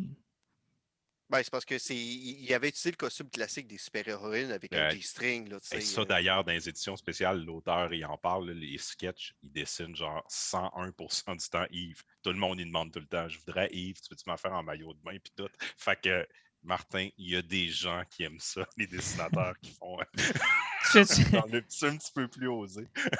Écoute, tu sais qu'il y a des dessinateurs qui font des dessins qui valent très très cher, là, puis qui vendent des livres, rien que de ça, qui s'appelle Frank Cho. Là. Va checker qu'est-ce qu'il dessine. Ouais, je comprends. Puis tu sais, c'est Jake aurait pu avoir une belle carrière avec Black Label. C'est ça, j'avais même pas besoin d'évoquer le nom. Je savais que t'avais toi-même te ramasser La fois où il m'a clairement avoué que j'avais pas compris sa BD. Oh. Tu sais, les réseaux sociaux, c'est merveilleux. Tu peux parler avec les créateurs de BD et tu peux aussi te faire ramasser.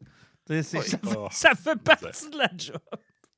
Mais puis j'ai aimé aussi comment ils ont travaillé. Tu sais, ça décolle dans une scène qu'ils ont créée pour la série avec les Guardians qui interviennent en Maison-Blanche pour sauver le président. Puis, tu sais, c'est fou comment là, c'est encore plus clair. Surtout quand tu viens d'écouter Justice League la semaine d'avant, tu sais, comment toutes les tropes de super-héros, tu sais, le gars qui est de Flash, la fille qui est Wonder Woman, le Batman, le Martian Manhunter, tu sais, ils ont tous leur rôle. Puis tu comprends que c'est comme, OK, dans cet univers-là, ils ont ces personnages-là aussi. Genre, je suis pas sûr si j'aime mieux ou comment il y a le reveal à la fin du premier épisode, là, de finalement la position de Nolan là-dedans. Mais je pense que c'est intéressant parce que je me dis, moi, je le pense avec le fait que j'ai lu les BD. Moi, c'est ça. Quelqu'un qui les a pas lus, il doit avoir encore beaucoup d'ambiguïté. Ben, c'est ça. L'affaire, c'est que quand j'ai eu le reveal, je vous ai envoyé un message parce que je me rappelais plus si ça s'était passé comme ça dans la bande dessinée. Non, dans la bande dessinée, c'est comme chaque fin des premiers numéros termine avec un des Guardians qui meurt, genre il se fait exploser la tête, ben, il fait comme « Oh mon Dieu, c'est toi », puis là, on tombe dans autre chose dans le prochain numéro. Ouais. Je pense que c'est après le 6e que là, tu as le reveal de qui l'a fait. Mais j'ai regardé ma blonde, tu sais, c'est pour ça que je vous disais que j'aimais ça, l'écouter avec elle pour savoir comment est-ce que. Puis elle était vraiment fâchée, là. Tu sais, je veux dire, elle a eu la même réaction que moi quand je l'ai su. Fait que là, j'ai dit, OK, ça fonctionne. C'est pas de la même façon. Moi, j'ai trouvé que c'est arrivé vite. J'ai fait comme. Ouais. Dans une vingtaine de numéros, je veux même pas voir à sa face qu'est-ce qui va se passer. Non, là, exact. Là. Mais n'empêche ouais. que moi, je pense. Sauf que- J'ai Sauf trouvé que ça moi, vite. c'est ce que j'ai aimé, c'est parce qu'au niveau de Invincible, c'est une BD où c'est des petits comics 13 années 90, début 2000. Tu sais, ça ressemble à du Amazing Spider-Man, la série des années 90. Tu sais, l'univers de Robert Kirkman représente ça un petit peu sur le comics. Tout ce qui existait dans les années 90, c'est ce style-là, c'est ces couleurs-là. Les héros sont presque tous monochromes. Tu sais, il n'y a pas de décal, il n'y a pas de détails dans leur costume. Mhm. C'est que tu t'en vas sur quelque chose qui est très cartoon, qui est très enfantin, mais sauf que quand tu lis le comics, la bande dessinée, tu te rends compte que c'est pas juste un peu violent. Tu sais, des intestins qui volent partout, puis des yeux qui popent partout, puis du sang qui coule par derrière des gros. Tu sais, il y a des splash pages de monde qui se font déchirer en deux, puis des intestins qui traînent partout. On Là, m'a hein. dit que la C'est- scène de Nolan. Je sais bien quand t'arrives à la fin du premier épisode avec la séquence de Nolan, Gabe Oh. pogne de Flash de cet univers-là, puis il serre la tête entre ses mains, puis les yeux pop. Là, tu fais comme, OK, je voulais voir s'il allait aller au bout de la violence. Ils se sont pas cachés qu'ils sont allés au bout. Je sais pas c'est lequel là, qui défonce la mâchoire. Là. Ça n'a pas de Christophe de bon sens. là. Mais quand il ramasse la masse de l'espèce de Wonder Woman, puis qu'il te swing sur l'Aquaman, puis ça Hey! éclate le cerveau, puis ça se répand à terre. Puis ils ont vraiment été adroits parce qu'on le savait que ça serait violent, mais tout l'épisode, là, il y a des explosions, on voit très peu de sang, il n'y a pas beaucoup de violence. Ils sont allés en overdrive, genre comme dans le dernier 10 minutes, pour prendre le monde de court, un peu comme quand ça faisait dans BD. Là. Pour Là, être c'est certain là, que des parents qui ont assis leur enfant de 10 ans puis ont fait Asti, ça va être une série pour vous autres. Puis qui arrivent dans les 3 dernières minutes, qui font comme Qu'est-ce que Ah. Venez les enfants, il y a des nouveaux super-héros en bonhomme. Il faut que j'ouvre Outlook. Dire Amazon. Qu'est-ce que c'est ça? Parce que c'est clairement ce qui va se produire là, en passant. Mais tu sais, nous autres, on est d'une génération où on a vu Alex Murphy se faire tirer du 12 pendant presque 3 minutes de temps par Hey, Clarence pas long, Boddicker. pas long, c'était une séquence humoristique. Si je te dis. Moi, je ris à chaque fois que j'entends ce son-là. Et puis, il en avait fait des jouets pour les enfants. Wouhou! Ben ouais, t'achetais tes figurines de Rambo, puis de Robocop, puis de Toxic le Ravageur, ou de C'est Vierge. violent comme ça se peut pas. Puis, il ne faut pas oublier que c'était une compagnie qui faisait des films assez trash, Toxic le Ravageur. Une des séquences du début du film, c'est des adolescents qui écrasent du monde sur le bord de l'autoroute, qui font du vélo, et la fille se passe le doigt en regardant le flot qui se fait écraser la tête. Ouais. Il y avait des figurines pour enfants. C'est une des scènes les plus déstabilisantes que j'ai vues de ma vie, là, le flot qui se fait écraser dans Toxic, puis la fille Mais- se masturbe là-dessus. Puis, tu sais, je veux dire, ils ont fait une série télé pour enfants, puis des jouets. Des avec dessins ça, animés, oui. Hey, écoute, je l'avais le bonhomme de Toxic le Ravageur. Il jouait avec mes Ninja Turtles, là, tu sais. Je veux dire, ils ont pensé jamais à ça. sorti Là. la figurine de la fille qui se doit. Non, ça, ils l'ont jamais fait, celle-là. Ils n'ont pas fait ça. Mais tu sais, Robocop, c'est la même chose. T'avais des dessins animés, puis t'avais des publicités pour les jouets. Mais tu sais, c'était fucking violent. Moi, je veux dire, c'est-tu Robocop ou c'est l'allié là, qui rentre dans l'espèce de roue, là, qui est tout rendu mutant, là, parce qu'il est tombé dans une espèce... Dans l'acide. Il le ramasse avec son char, man. Ça n'a pas de bon sens. Ouais, c'est Ça un des se vilains à la splash. fin. Ça splash dans le pare-brise, mon homme. C'est terrible. Écoute C'est ça. magnifique, cette scène-là. Voyons donc, hostie. Ah, OK. En tout cas. Mais non, c'est violent, ouais. Mais puis sérieusement, c'est une belle adaptation que l'air à bien vouloir respecter la BD. Et là, c'est à savoir comment ils vont adapter le reste. Parce est-ce qu'ils vont vraiment y aller sur les 150 numéros ou sauter quelques étapes? Mais est-ce qu'il y a des arcs, c'est ça, effectivement, à l'intérieur de ça, qu'ils vont pouvoir mettre de côté? Là? Ben, tout Puis- dépend. Chez Netflix, ils ont réussi à faire à peu près 70 épisodes avec Voltron. Je pense qu'en 70 épisodes de 40 minutes, même peut-être 60 épisodes, tu es capable de faire le tour des 150. Oh oui, pourquoi pas? Moi, je pense que oui. Puis, tu sais, il y a une couple d'affaires que tu peux couper, mais tu sais, j'étais tellement excité hier, je voyais Robot puis Monster Girl, puis tu sais, je repensais à, mettons, le gros arc qu'ils ont éventuellement. Puis j'étais là, il faut que la série se rende là. Moi, j'aime tellement ce moment-là. C'est vrai que c'est bon. Puis tout ce qui arrive à Marc, tout ce qu'il vit, là, j'étais comme, il faut que la série puisse se permettre d'aller jusqu'au bout. Là. C'est tellement les évolutions de Alan, des aliens aussi. Oui. Tous les personnages sont cool dans cet univers-là, sont tous le fun à le voir aller. Nolan, du début jusqu'à la fin, suit l'évolution de ce personnage-là, du vilain de la série. Puis sa mère, que j'aimais pas particulièrement dans la série, je la trouvais vraiment comme un personnage secondaire, puis elle était là pour rester comme le personnage humain, puis tout. Je la trouve vraiment cool dans la série. Parce que le deuxième. Oui, mais c'est parce que le deuxième fils de Nolan est incroyable aussi, là. Oui, Martin, on spoil pas trop. Mais... Non, mais tu sais, je veux dire. Mais oui, puis tout ce que ça apporte, ça. Tout ce que ça apporte, ça, c'est du génie, là. Tu sais, je disais ça à ma blonde hier, j'essayais de pas trop la spoiler, mais je disais, attends, mec, un tel arrive, ou attends, mec, un tel truc arrive. Puis, tu sais, si vous nous écoutez et vous n'avez pas encore lu cette série-là, ce qu'il y a de génial, c'est que c'est terminé. Ce qu'il y a de le fun, c'est que. Ce qui est pas génial, c'est que ça vient de sortir, puis que les compendiums qui étaient déjà pas achetables ont tous pogné le 70-80$ en montant. Ouf. Ouais, je les avais pour 60. Je suis content de les avoir. Mais, tu sais, c'est quand même 3 gros compendiums, puis ça vaut la peine, je pense, là. Ben, à 80$, non. Ben, 80$ pour un compendium, c'est encore pas si pire, là. Ben, c'est parce que ça casse, un compendium. Ouais, mais là, c'est parce que je le lis pas tous les jours. C'est pas de la grosse qualité, là. Non, mais je le lis pas tous les jours, là. Ben, non, mais c'est j'en ai un tantôt, j'en parlais dans mes poisons, là. Oui, tu peux payer ça 50$, 60$, 80$ en montant, là. Excuse-moi, c'est du cartonné relié collé, là. C'est de la petite dôme, là. Ouais, c'est vrai. Mais ça te permet de voir la série complète. Ouais. Pour un prix qui est quand même pas si pire. Moi, c'est une de mes séries de super-héros préférées, si ce n'est pas ma série de super-héros préférée. Là. Si vous êtes le moindrement un fan de Marvel ou de DC ou des deux, vous tripez super-héros, allez lire Invincible. Oui, puis tu sais, si vous voulez lire, si vous voulez lire du comic, puis que pour vous, la continuité, c'est quelque chose qui vous fait peur, tu sais, ou les univers ou les personnages qui ont beaucoup d'histoire, ça vous fait peur. Invincible, là, c'est... L'univers est concis dans cette série-là. C'est l'univers est concis. Puis d'affaires à côté. Les clins d'œil à Marvel, à DC sont là pour les fans de BD, mais n'apportent rien à l'histoire, ne sont pas obligatoires. Ce ne sont que des clins d'œil pour les fans de bande dessinée. Même si tu ne saisis pas un seul, ça ne change absolument rien. Tu vas juste moins rire, tu sais, parce que quand tu ouvres ça, tu sais, comme quelque chose de Martian Manhunter qui se fait péter à la tête n'importe quoi au début, tu sais, tu ris, tu trouves ça drôle, mais sinon... Non, c'est vraiment quelque chose que n'importe qui voudrait s'initier au comic ou qui voudrait juste lire un comic dans sa vie puis savoir un peu de quoi ça a l'air, je pense que c'est la série parfaite pour ça. Exactement. Puis il faut voir le personnage principal, Mark, comme c'est Spider-Man avec les pouvoirs de Superman. Exact. Ouais. Carrément ça. C'est carrément ça. Mais il a mélangé ces deux héros-là ensemble. Il a pas eu l'incertitude de Spider-Man avec les pouvoirs de Superman. Ouais, le quotidien de Spider-Man avec justement toutes les responsabilités et le pouvoir de Superman. Puis l'origine aussi de Superman, veut pas. Oui. Parce que ça joue un gros rôle, ça. Plus la série avance, plus ses origines pèsent dans la balance. Là. Puis plus ça devient un moment où des fois tu l'aimes, des fois tu l'aimes pas, des fois tu es sûr, des fois tu n'es pas sûr. C'est toute l'incertitude autour de qui ils sont. T'sais. Tout l'arc avec l'espèce de gros dinosaure, puis les décisions qu'ils prennent. Il y a des affaires super intéressantes, puis il y a des grosses réflexions. Là.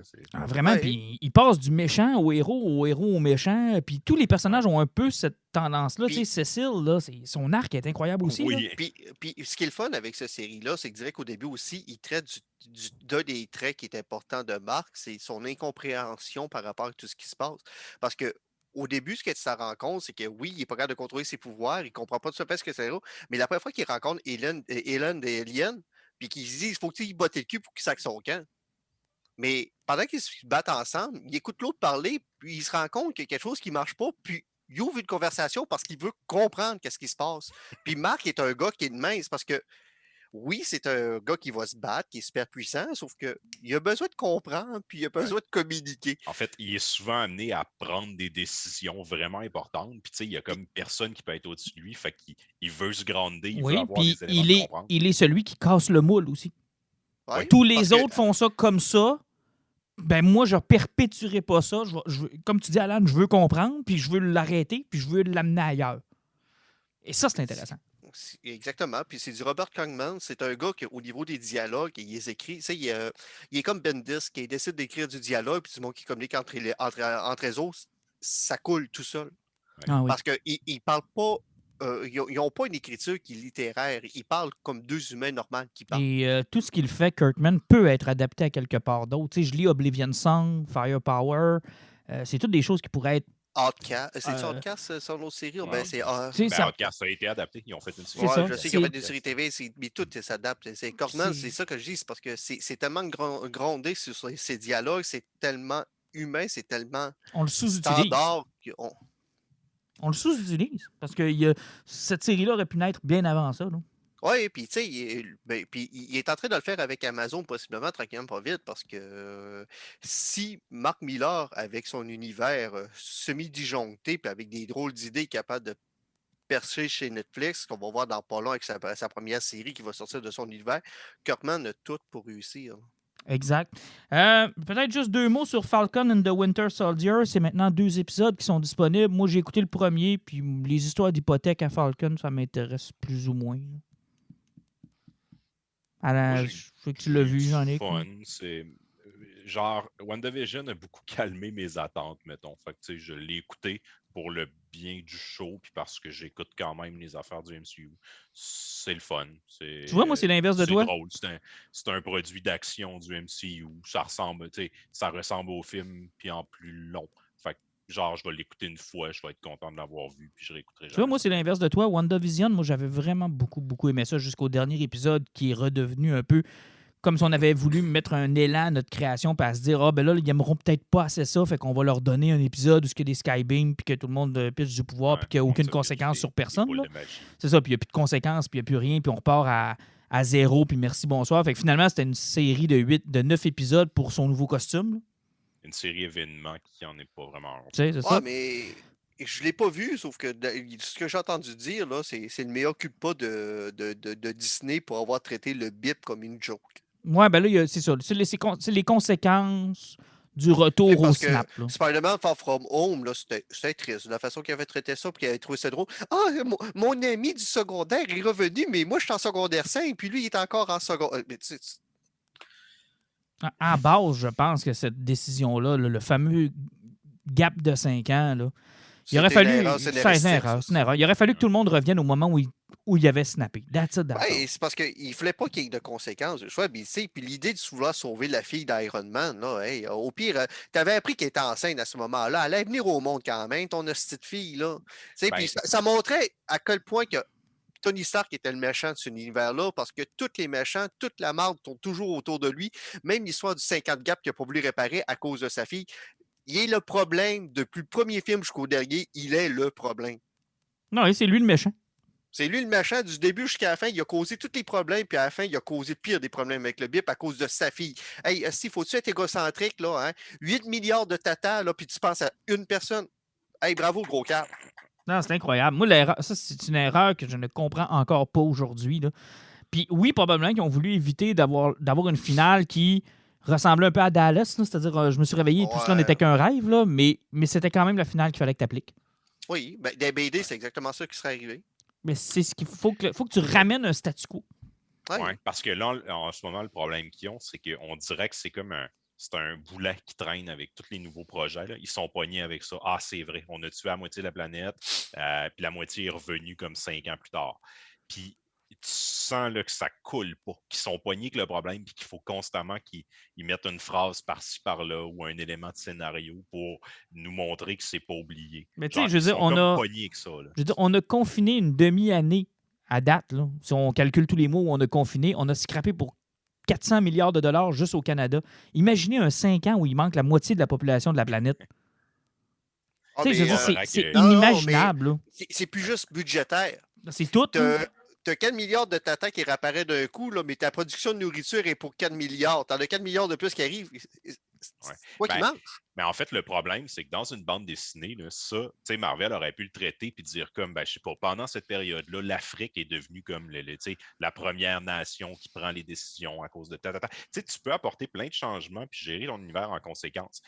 Mais Marvel, dans leur univers cinématographique, ils ont tout le temps décidé qu'ils se collaient à peu près là, à notre réalité contemporaine. Fait que là, tu peux pas là, faire un truc comme ça, là, 5 ans. Tu sais, comme tu dis, là, ça a des répercussions beaucoup trop grosses. Puis là, ils sont pognés que ça parce que on a l'impression qu'on écoute le show, que ça se passe encore. On est en 2021, puis ils font référence à des événements. Tu sais, à un moment donné, ils disent « Ah, j'ai lu le Hobbit quand c'est sorti. » Tu sais, ils se grandent. Ils sont pas dans un univers alternatif. Ils sont dans notre univers à nous, mais les Avengers existent. Puis là, ils créent de plus en plus des grosses affaires qui nous déconnectent avec notre réalité. Puis là, ça devient des boulets scénaristiques pour eux autres. Ah, c'est terrible. Moi, je ne comprends pas où est-ce qu'ils s'en vont avec ça. J'ai hâte de voir. Là. On va leur donner une chance, mais garde, j'ai écouté le premier épisode. J'ai pas eu le goût nécessairement d'écouter le deuxième, ce qui est un peu triste. Là. Ouais, Georges mais Saint-Pierre, je t'as dirais pas qu'il est craqué? meilleur. Ah, Mon Dieu, c'est pas facile. Son accent. Ah, il veut devenir un acteur. Ah, mais c'est parce qu'au-delà de son accent, tu sais, je veux dire, Arnold Schwarzenegger a fait carrière avec un accent de marde. là. C'est pas ça tant le point. Là. Stallone n'est pas capable d'ouvrir la bouche puis d'articuler. C'est ça. Il est Le encore point, pire c'est que moi. c'est qu'il est mauvais même dans ses séquences d'action. Ouais. Tu sais, la face, il va pas. Là. Tu sais, Mais, Les... Sophie au me moins- faisait regarder ça, je l'écoutais avec elle, puis elle me disait, tu sais, c'est pas particulièrement bien réalisé, le scène d'action. Tu sais, Elle dit, il est capable de se battre, Georges Saint-Pierre, pourquoi il coupe de même? Tu prends Gina Carano, ah ben Ronda Rousey. Tu sais, Ronda, quand elle a fait le premier Rapide et Dangereux, je pense que c'était dans le 6e qui est apparu. Les séquences d'action fonctionnaient. Là, qu'elle se battait elle, avec sa robe contre Ben, Michel dans- Rodriguez, ça torchait. Puis dans Expendable 3, Expendable. elle torchait pas rien qu'un peu. Là. Non, T'sais, mais au moins, Saint-Pierre, elle- ils sont pas capables. Non, Saint-Pierre, je sais pas pourquoi. Là, puis, tu sais, comme on disait, Gina Ben, Carano aussi. Là, tu sais, c'est t'apprenais dans probablement- Deadpool, elle torchait là, dans Deadpool. Là. C'est probablement parce que Anthony Mackie, lui, il n'est pas capable. Fait qu'ils sont, tu sais, ils peuvent pas tourner une scène, Ouais. la caméra est là, puis les deux se battent. Lui, il n'est pas capable. Fait qu'il faut que tu coupes, puis tu sais, Non, c'est pas très bon. On va te le dire, là, c'est pas très, très bon. Et juste avant de passer à nos poisons, Suicide Squad, moi, j'y vais juste pour King Shark. Le reste, m'importe peu. Ah, Pour moi, moi, c'est pour- exactement ce que je voulais. Là. Pour moi, ils ont mis 30 000 $ pour produire le film. Ah oui, il y a du monde qui pète en deux, il y a du sang, ça a de l'air mauvais. Je sais pas, je vais lui donner une chance. Je vais lui donner une ça- chance. Moi, c'est exactement ce que je voulais. Genre, j'ai pas été. Tu sais, j'ai aimé la bande-annonce, ça m'a pas jeté à terre, mais en même temps, tu sais, je m'étais fait une idée de ce que ça allait être, puis c'est exactement ça que j'ai eu dans la bande-annonce, puis je suis là, fine, je suis excité par ce produit. J'ai juste peur que ce C'est- soit un Guardian of the Galaxy, mais 18 ans et plus. Ouais, c'est. Ben, c'est- ça va c'est- être ça, c'est clair. James Gunn est brûlé de même, là. C'est que, tu sais, Ça va être des ça jokes. puis de va la être plein de Joe, puis il va y avoir une grosse étoile de mer qui contrôle la pensée du monde à la fin, puis tu vas rire. Ben, ça, c'était cool de voir Starro, par exemple. J'étais content. Moi. Bon, Oui. Ben, c'est quand même cool. Tu sais, je veux dire, Starro dans le Snyderverse, ça marche pas. Mais Starro là-dedans, ça marche. Non, oui. Puis j'ai hâte de voir John Cena parce que, tu sais, on le voyait qu'un petit peu dans la bande-annonce, là, mais il y a une shot, que je pense que je l'ai écouté 4 fois. Tu sais, au début, quand il semble vouloir aller sauver Harley Quinn, Ouais, puis elle est déjà finalement, sortie s'est de sauvé là. tout seul. Vous remarquerez la shot où on voit John Cena, là, il porte des shorts, là, mais rase-couille. là. C'est vraiment des mini Fait que shorts. t'as avec un réécouté gilet 4 blanc. fois la Pour séquence voir. Non, où mais Cena. parce que c'est surréel. Il est comme en haut d'un clocher. avec un Jean-Nic, sniper, Jean-Nic, tu sais, t'as réécouté 4 fois la pour voir John séquence Cena où avec des Cena mini-shorts. a des shorts rase-couilles. Je préfère la séquence où il parle de la plage pleine de pénis, puis que je comprends pas trop la conversation, parce que pour moi, il en manque un bout, là, mais. Toi, t'as trippé sur le rase-couille. Tu sais, je veux dire, on voit quand même Margot Robbie longtemps dans la bande-annonce. Là. Non, on voit pas ses fesses comme dans l'autre Suicide Squad. Ils ont mis une robe. C'était fucking Mais- awesome, cette séquence-là. Mais t'as décidé de reculer John Cena. Parce que c'est drôle. Mais John Cena, par exemple, j'ai hâte de voir sa série TV parce que son personnage a de l'air super cave. Puis au cinéma, j'aime John Cena. C'est un mauvais acteur qui s'accepte en étant mauvais, puis ça fonctionne. Parce que tu seras pas toujours Dwayne Johnson. Là, tu sais. Ouais, exactement. Ben, Dwayne Johnson, il est mauvais, puis tu l'acceptes pour ce qu'il est aussi. Tu sais, Dwayne tu vas voir un- Johnson. Ouais, c'est ça. Dwayne Tu vas voir Johnson. Dwayne Johnson au cinéma, tu vas pas voir un film. Ben, moi, dans ma tête, c'est le Arnold Schwarzenegger de nos années.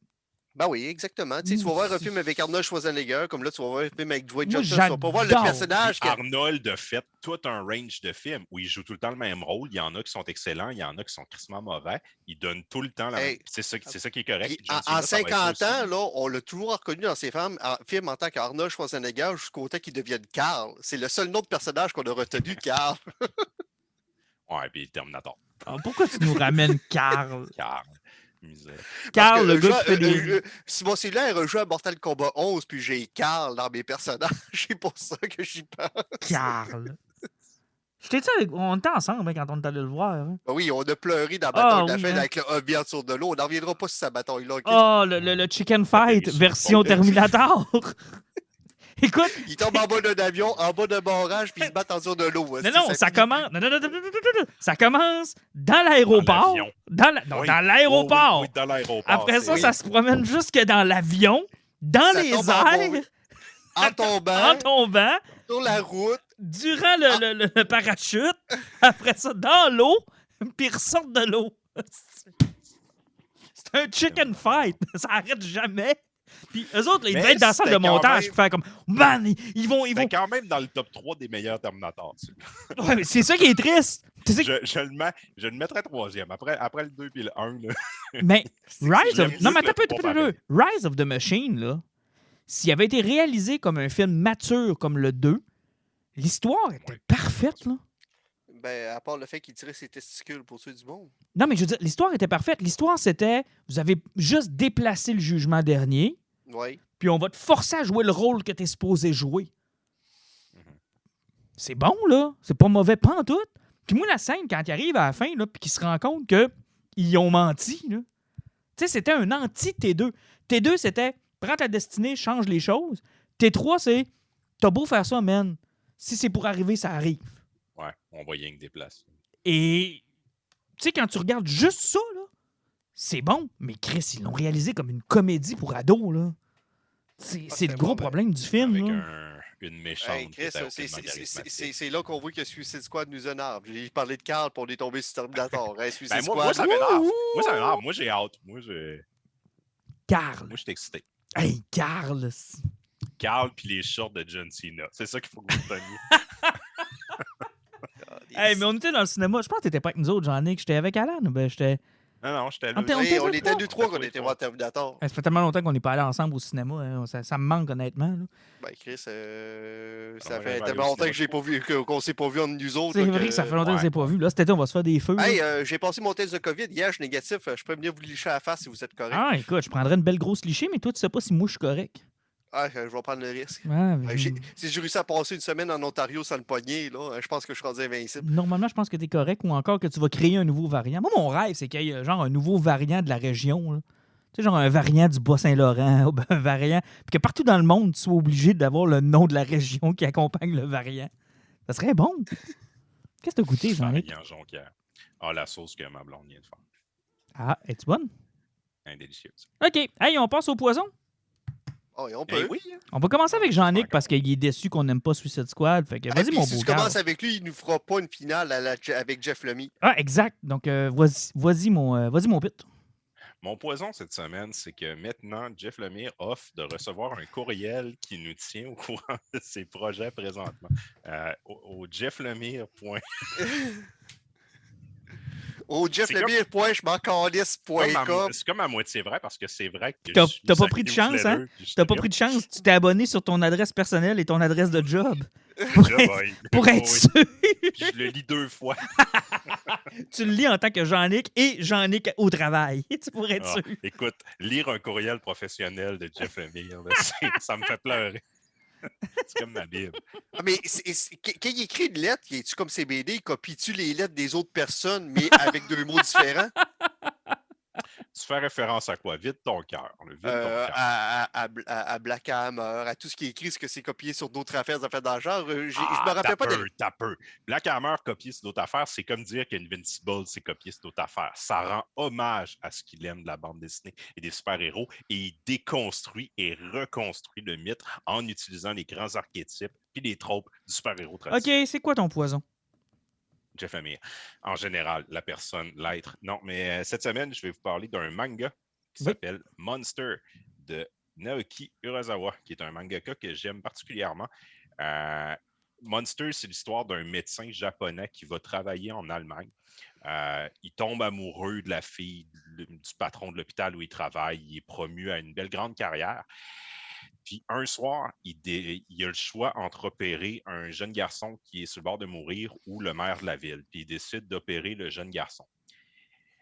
Le chef de l'hôpital lui interdit, puis il dit tu vas opérer le maire parce que c'est important qu'on garde une belle image pour l'hôpital.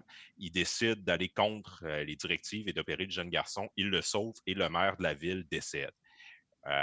On se ramasse quelques années plus tard, ça lui a coûté sa carrière. Il est un médecin, mais il a perdu toute sa gloire. Sa compagne l'a laissé. Toute sa vie tournait autour de ça.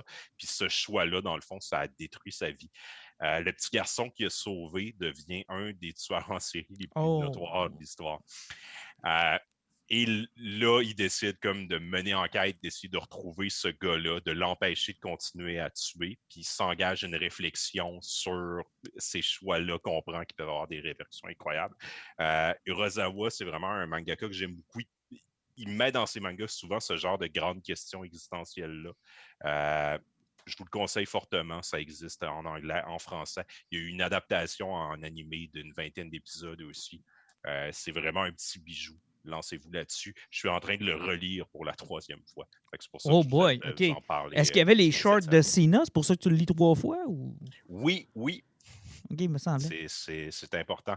Après les fesses de Margot Robbie, c'est les shorts de John Cena. Hey, je vais y aller parce que je vais terminer avec Alan. Je vais y aller. Moi, c'est facile. J'en ai 2 d'abord.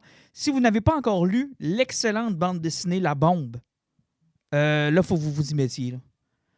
Je sais qu'elle est dispendieuse, on va dire les choses comme elles sont. Là. Elle est dispendieuse. Là. Elle n'est pas gratuite.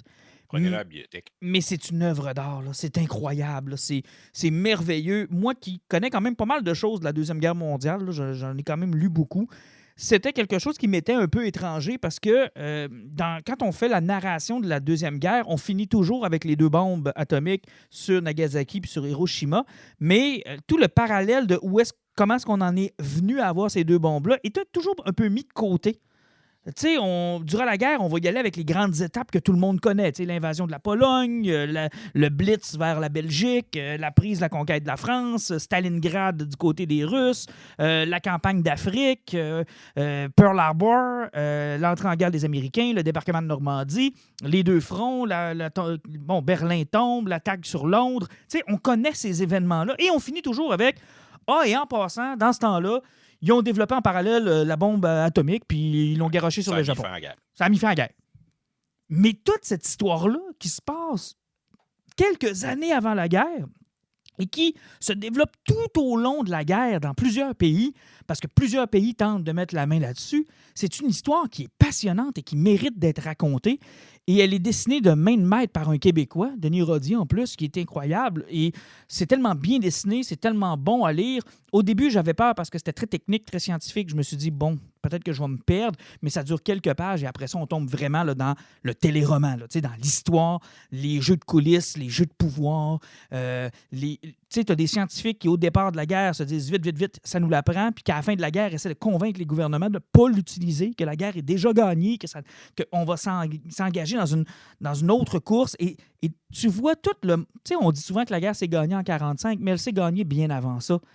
Et ils étaient déjà en train de préparer ce qu'on a vécu dans les années 50, 60. Tu sais, les derniers gestes de la fin de la guerre, ce n'était plus battre Hitler. C'était quand on allait le battre et comment on allait le battre, puis quel pion allait être sur l'échiquier au moment où il est battu. Comment on allait laisser les pièces pour ce qui allait venir exact. Après les négociations internationales. Et ça, dans la BD, là, c'est du génie comment c'est bien expliqué. Vous avez des jeunes qui sont au secondaire, c'est une lecture absolument à faire. C'est en plus de ça une initiation à la bande dessinée si vos enfants n'en lisent pas, vos jeunes n'en lisent pas, et c'est en français. Ça coûte cher. Prenez-le à la bibliothèque ou achetez-le. C'est un beau cadeau. C'est un beau volume. Il est beau, le volume. Il est gros, il est massif, il est cartonné, il est superbe. Dans une bibliothèque, ça prend ça si vous aimez l'histoire, si vous aimez la Seconde Guerre mondiale, ça prend ça. Honnêtement, là, allez chercher ça. Vraiment, j'ai tripé fort. Et je sais qu'il est en compétition avec Alice, avec Carbone et Silicium qu'on a lu la dernière fois. L'autre, Le Monde, j'en ai que tu pourrais m'aider, là. L'affaire sur les suicides, il me semble. Oui, c'est ça. Là. Il y a en tout cas. Au Québec, Mais bref, moi, honnêtement, à date, j'aime beaucoup Alice, là, j'aime beaucoup Jake puis Patrick, là, mais La Bombe, c'est quelque chose. C'est un bon adversaire. On va dire ça comme ça. Là. C'est un projet où, tu sais, déjà qu'Alice, c'était une grosse ampleur. C'est quand même Jake qui a passé 2 ans de exact. sa vie à dessiner ça. Denis Rodier a passé du temps sur ce BD-là. C'est assez incroyable. Puis même la gang qui ont écrit ça, c'est un projet de plusieurs années. C'est de la recherche, là. Oui, effectivement. C'est de la recherche. Tu peux pas te planter, là. Oui, c'est quelque chose de très gros sur une équipe, sauf que oui, mais c'est deux projets qui sont semblables, sauf juste qu'il y en a un qui touche un sujet qui est historique, qui peut aller chercher un plus grand Plus du grand monde, public. plus grand public, mais sauf que, tu sais, on parle de, il y a quoi, il y a 600 pages. À peu près, oui. C'est presque 3 fois Alice. Ah oui, vraiment. Mais tu sais, je dis pas qu'il va gagner, mais je vous dis juste que tu sais, la compétition est relevée. Là. La compétition est vraiment relevée. Sérieusement, au niveau de la BD québécoise ou même européenne cette année, il y a du bon stock. Là. Sérieusement, Pandémie, ils n'ont pas slacké à ce niveau-là. Vraiment il y a du gros pas. stock qui est sorti. Là. Et parlant de Patrick Sénécal, ben, je viens de terminer Sénécal, je viens de terminer son nouveau livre qui va sortir donc dans 2 semaines, Flow. Je ne veux pas donner de spoiler, je ne donnerai pas de punch. Je rêve maintenant, à chaque fois que je lis du Sénécal, de voir la bande dessinée adaptée de Jake. Puis ça en ferait une maudite bonne.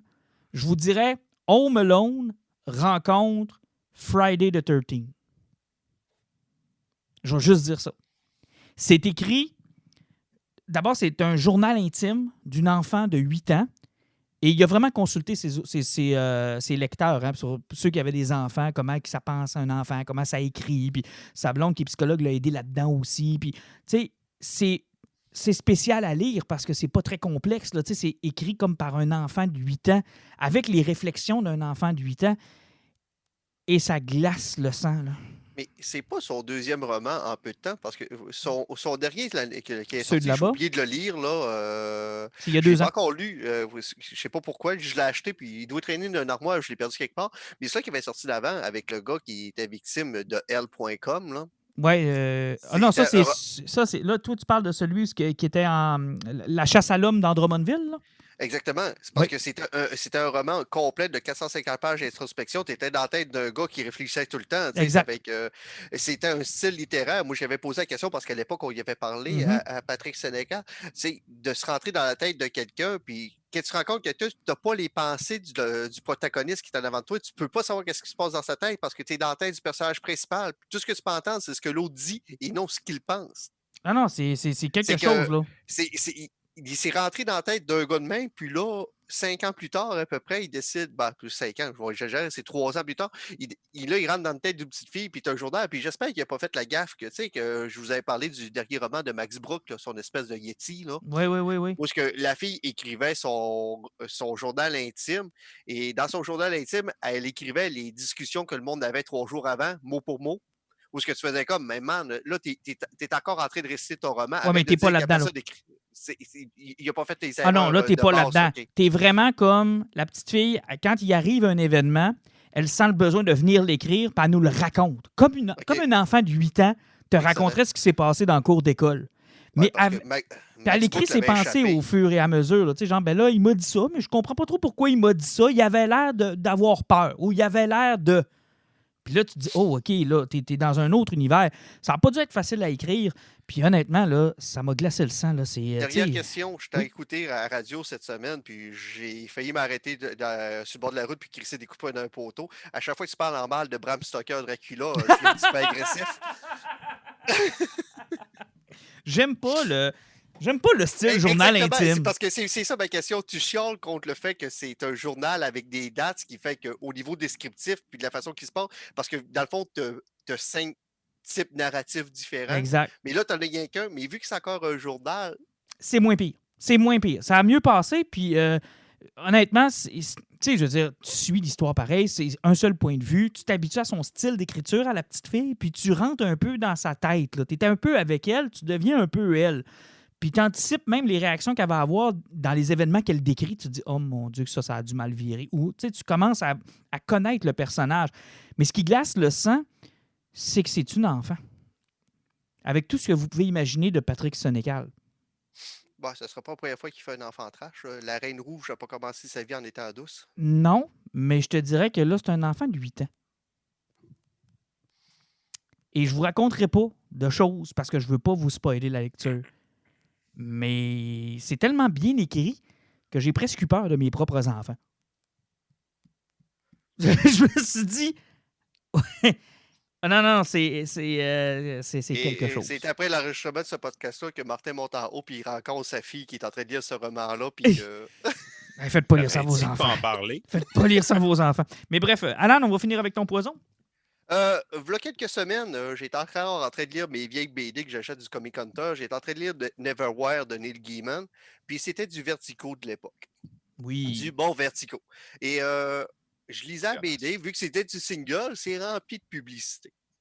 Et là, je tournais ça, puis une couple de fois, je tombais sur la publicité. Là, je fais comme, c'est vrai ça. À l'époque, là, ça me parlait, puis j'ai toujours voulu lire ça, puis j'avais totalement oublié que ça existait. Et comme je suis certainement pas le seul, DMZ de Brian Woods, qui était un dessinateur de comics quand même assez prolifique et important des années 90 pour le début des années 2000. Il a fait du Northlander, il a fait un paquet de trucs, il a fait du X-Men aussi, ce gars-là. Il a fait beaucoup de Conan aussi. C'est un dessinateur qui était incroyable.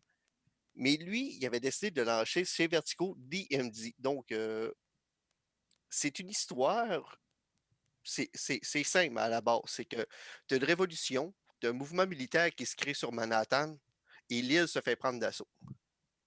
Tu as une guerre civile à l'intérieur des États-Unis et tu as un mouvement qui réussisse à prendre possession de l'île. Et donc, dans le fond, l'histoire commence quelques années après la possession de l'île du mouvement de la libération qui contrôle Manhattan. Et il y a des journalistes qui veulent aller faire un reportage là-bas, qui ont un laissez-passer pour y aller.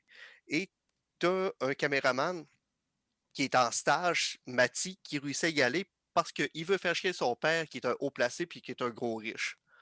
Donc, lui, il se pointe là-bas avec les avions de l'armée, les hélicoptères. Les hélicoptères se font descendre, c'est que le traité qu'il y avait eu n'a pas de nu qui se sont rendus là-bas. Donc, il sera mort perdu sur Manhattan qui est en guerre, avec sa caméra et sa carte de presse qui fait que laisser passer pour aller partout sur l'île. Donc, tu suis les aventures d'un journaliste dans une guerre civile américaine Wow. et tout ce que ça peut apporter. Euh, Mais c'est une série complète, ça, ou ça a été ça, abandonné? euh, je pense que quand il a sorti le projet, dans sa tête, il a dû dire si je fais 6 numéros, je vais être le gars le plus heureux du monde. OK. Ça en a duré 72. Oh boy. Puis il y a une fin? Moi, il y a une fin, OK. effectivement. Puis moi, c'est ça qui m'a fait rire, c'est parce qu'au moment que je lisais ça et que je voyais les pulls, je faisais comme, j'ai été sur Amazon, je clique DMZ. Première chose qui me sort, c'est un compendium. J'avais complètement manqué cette sortie-là.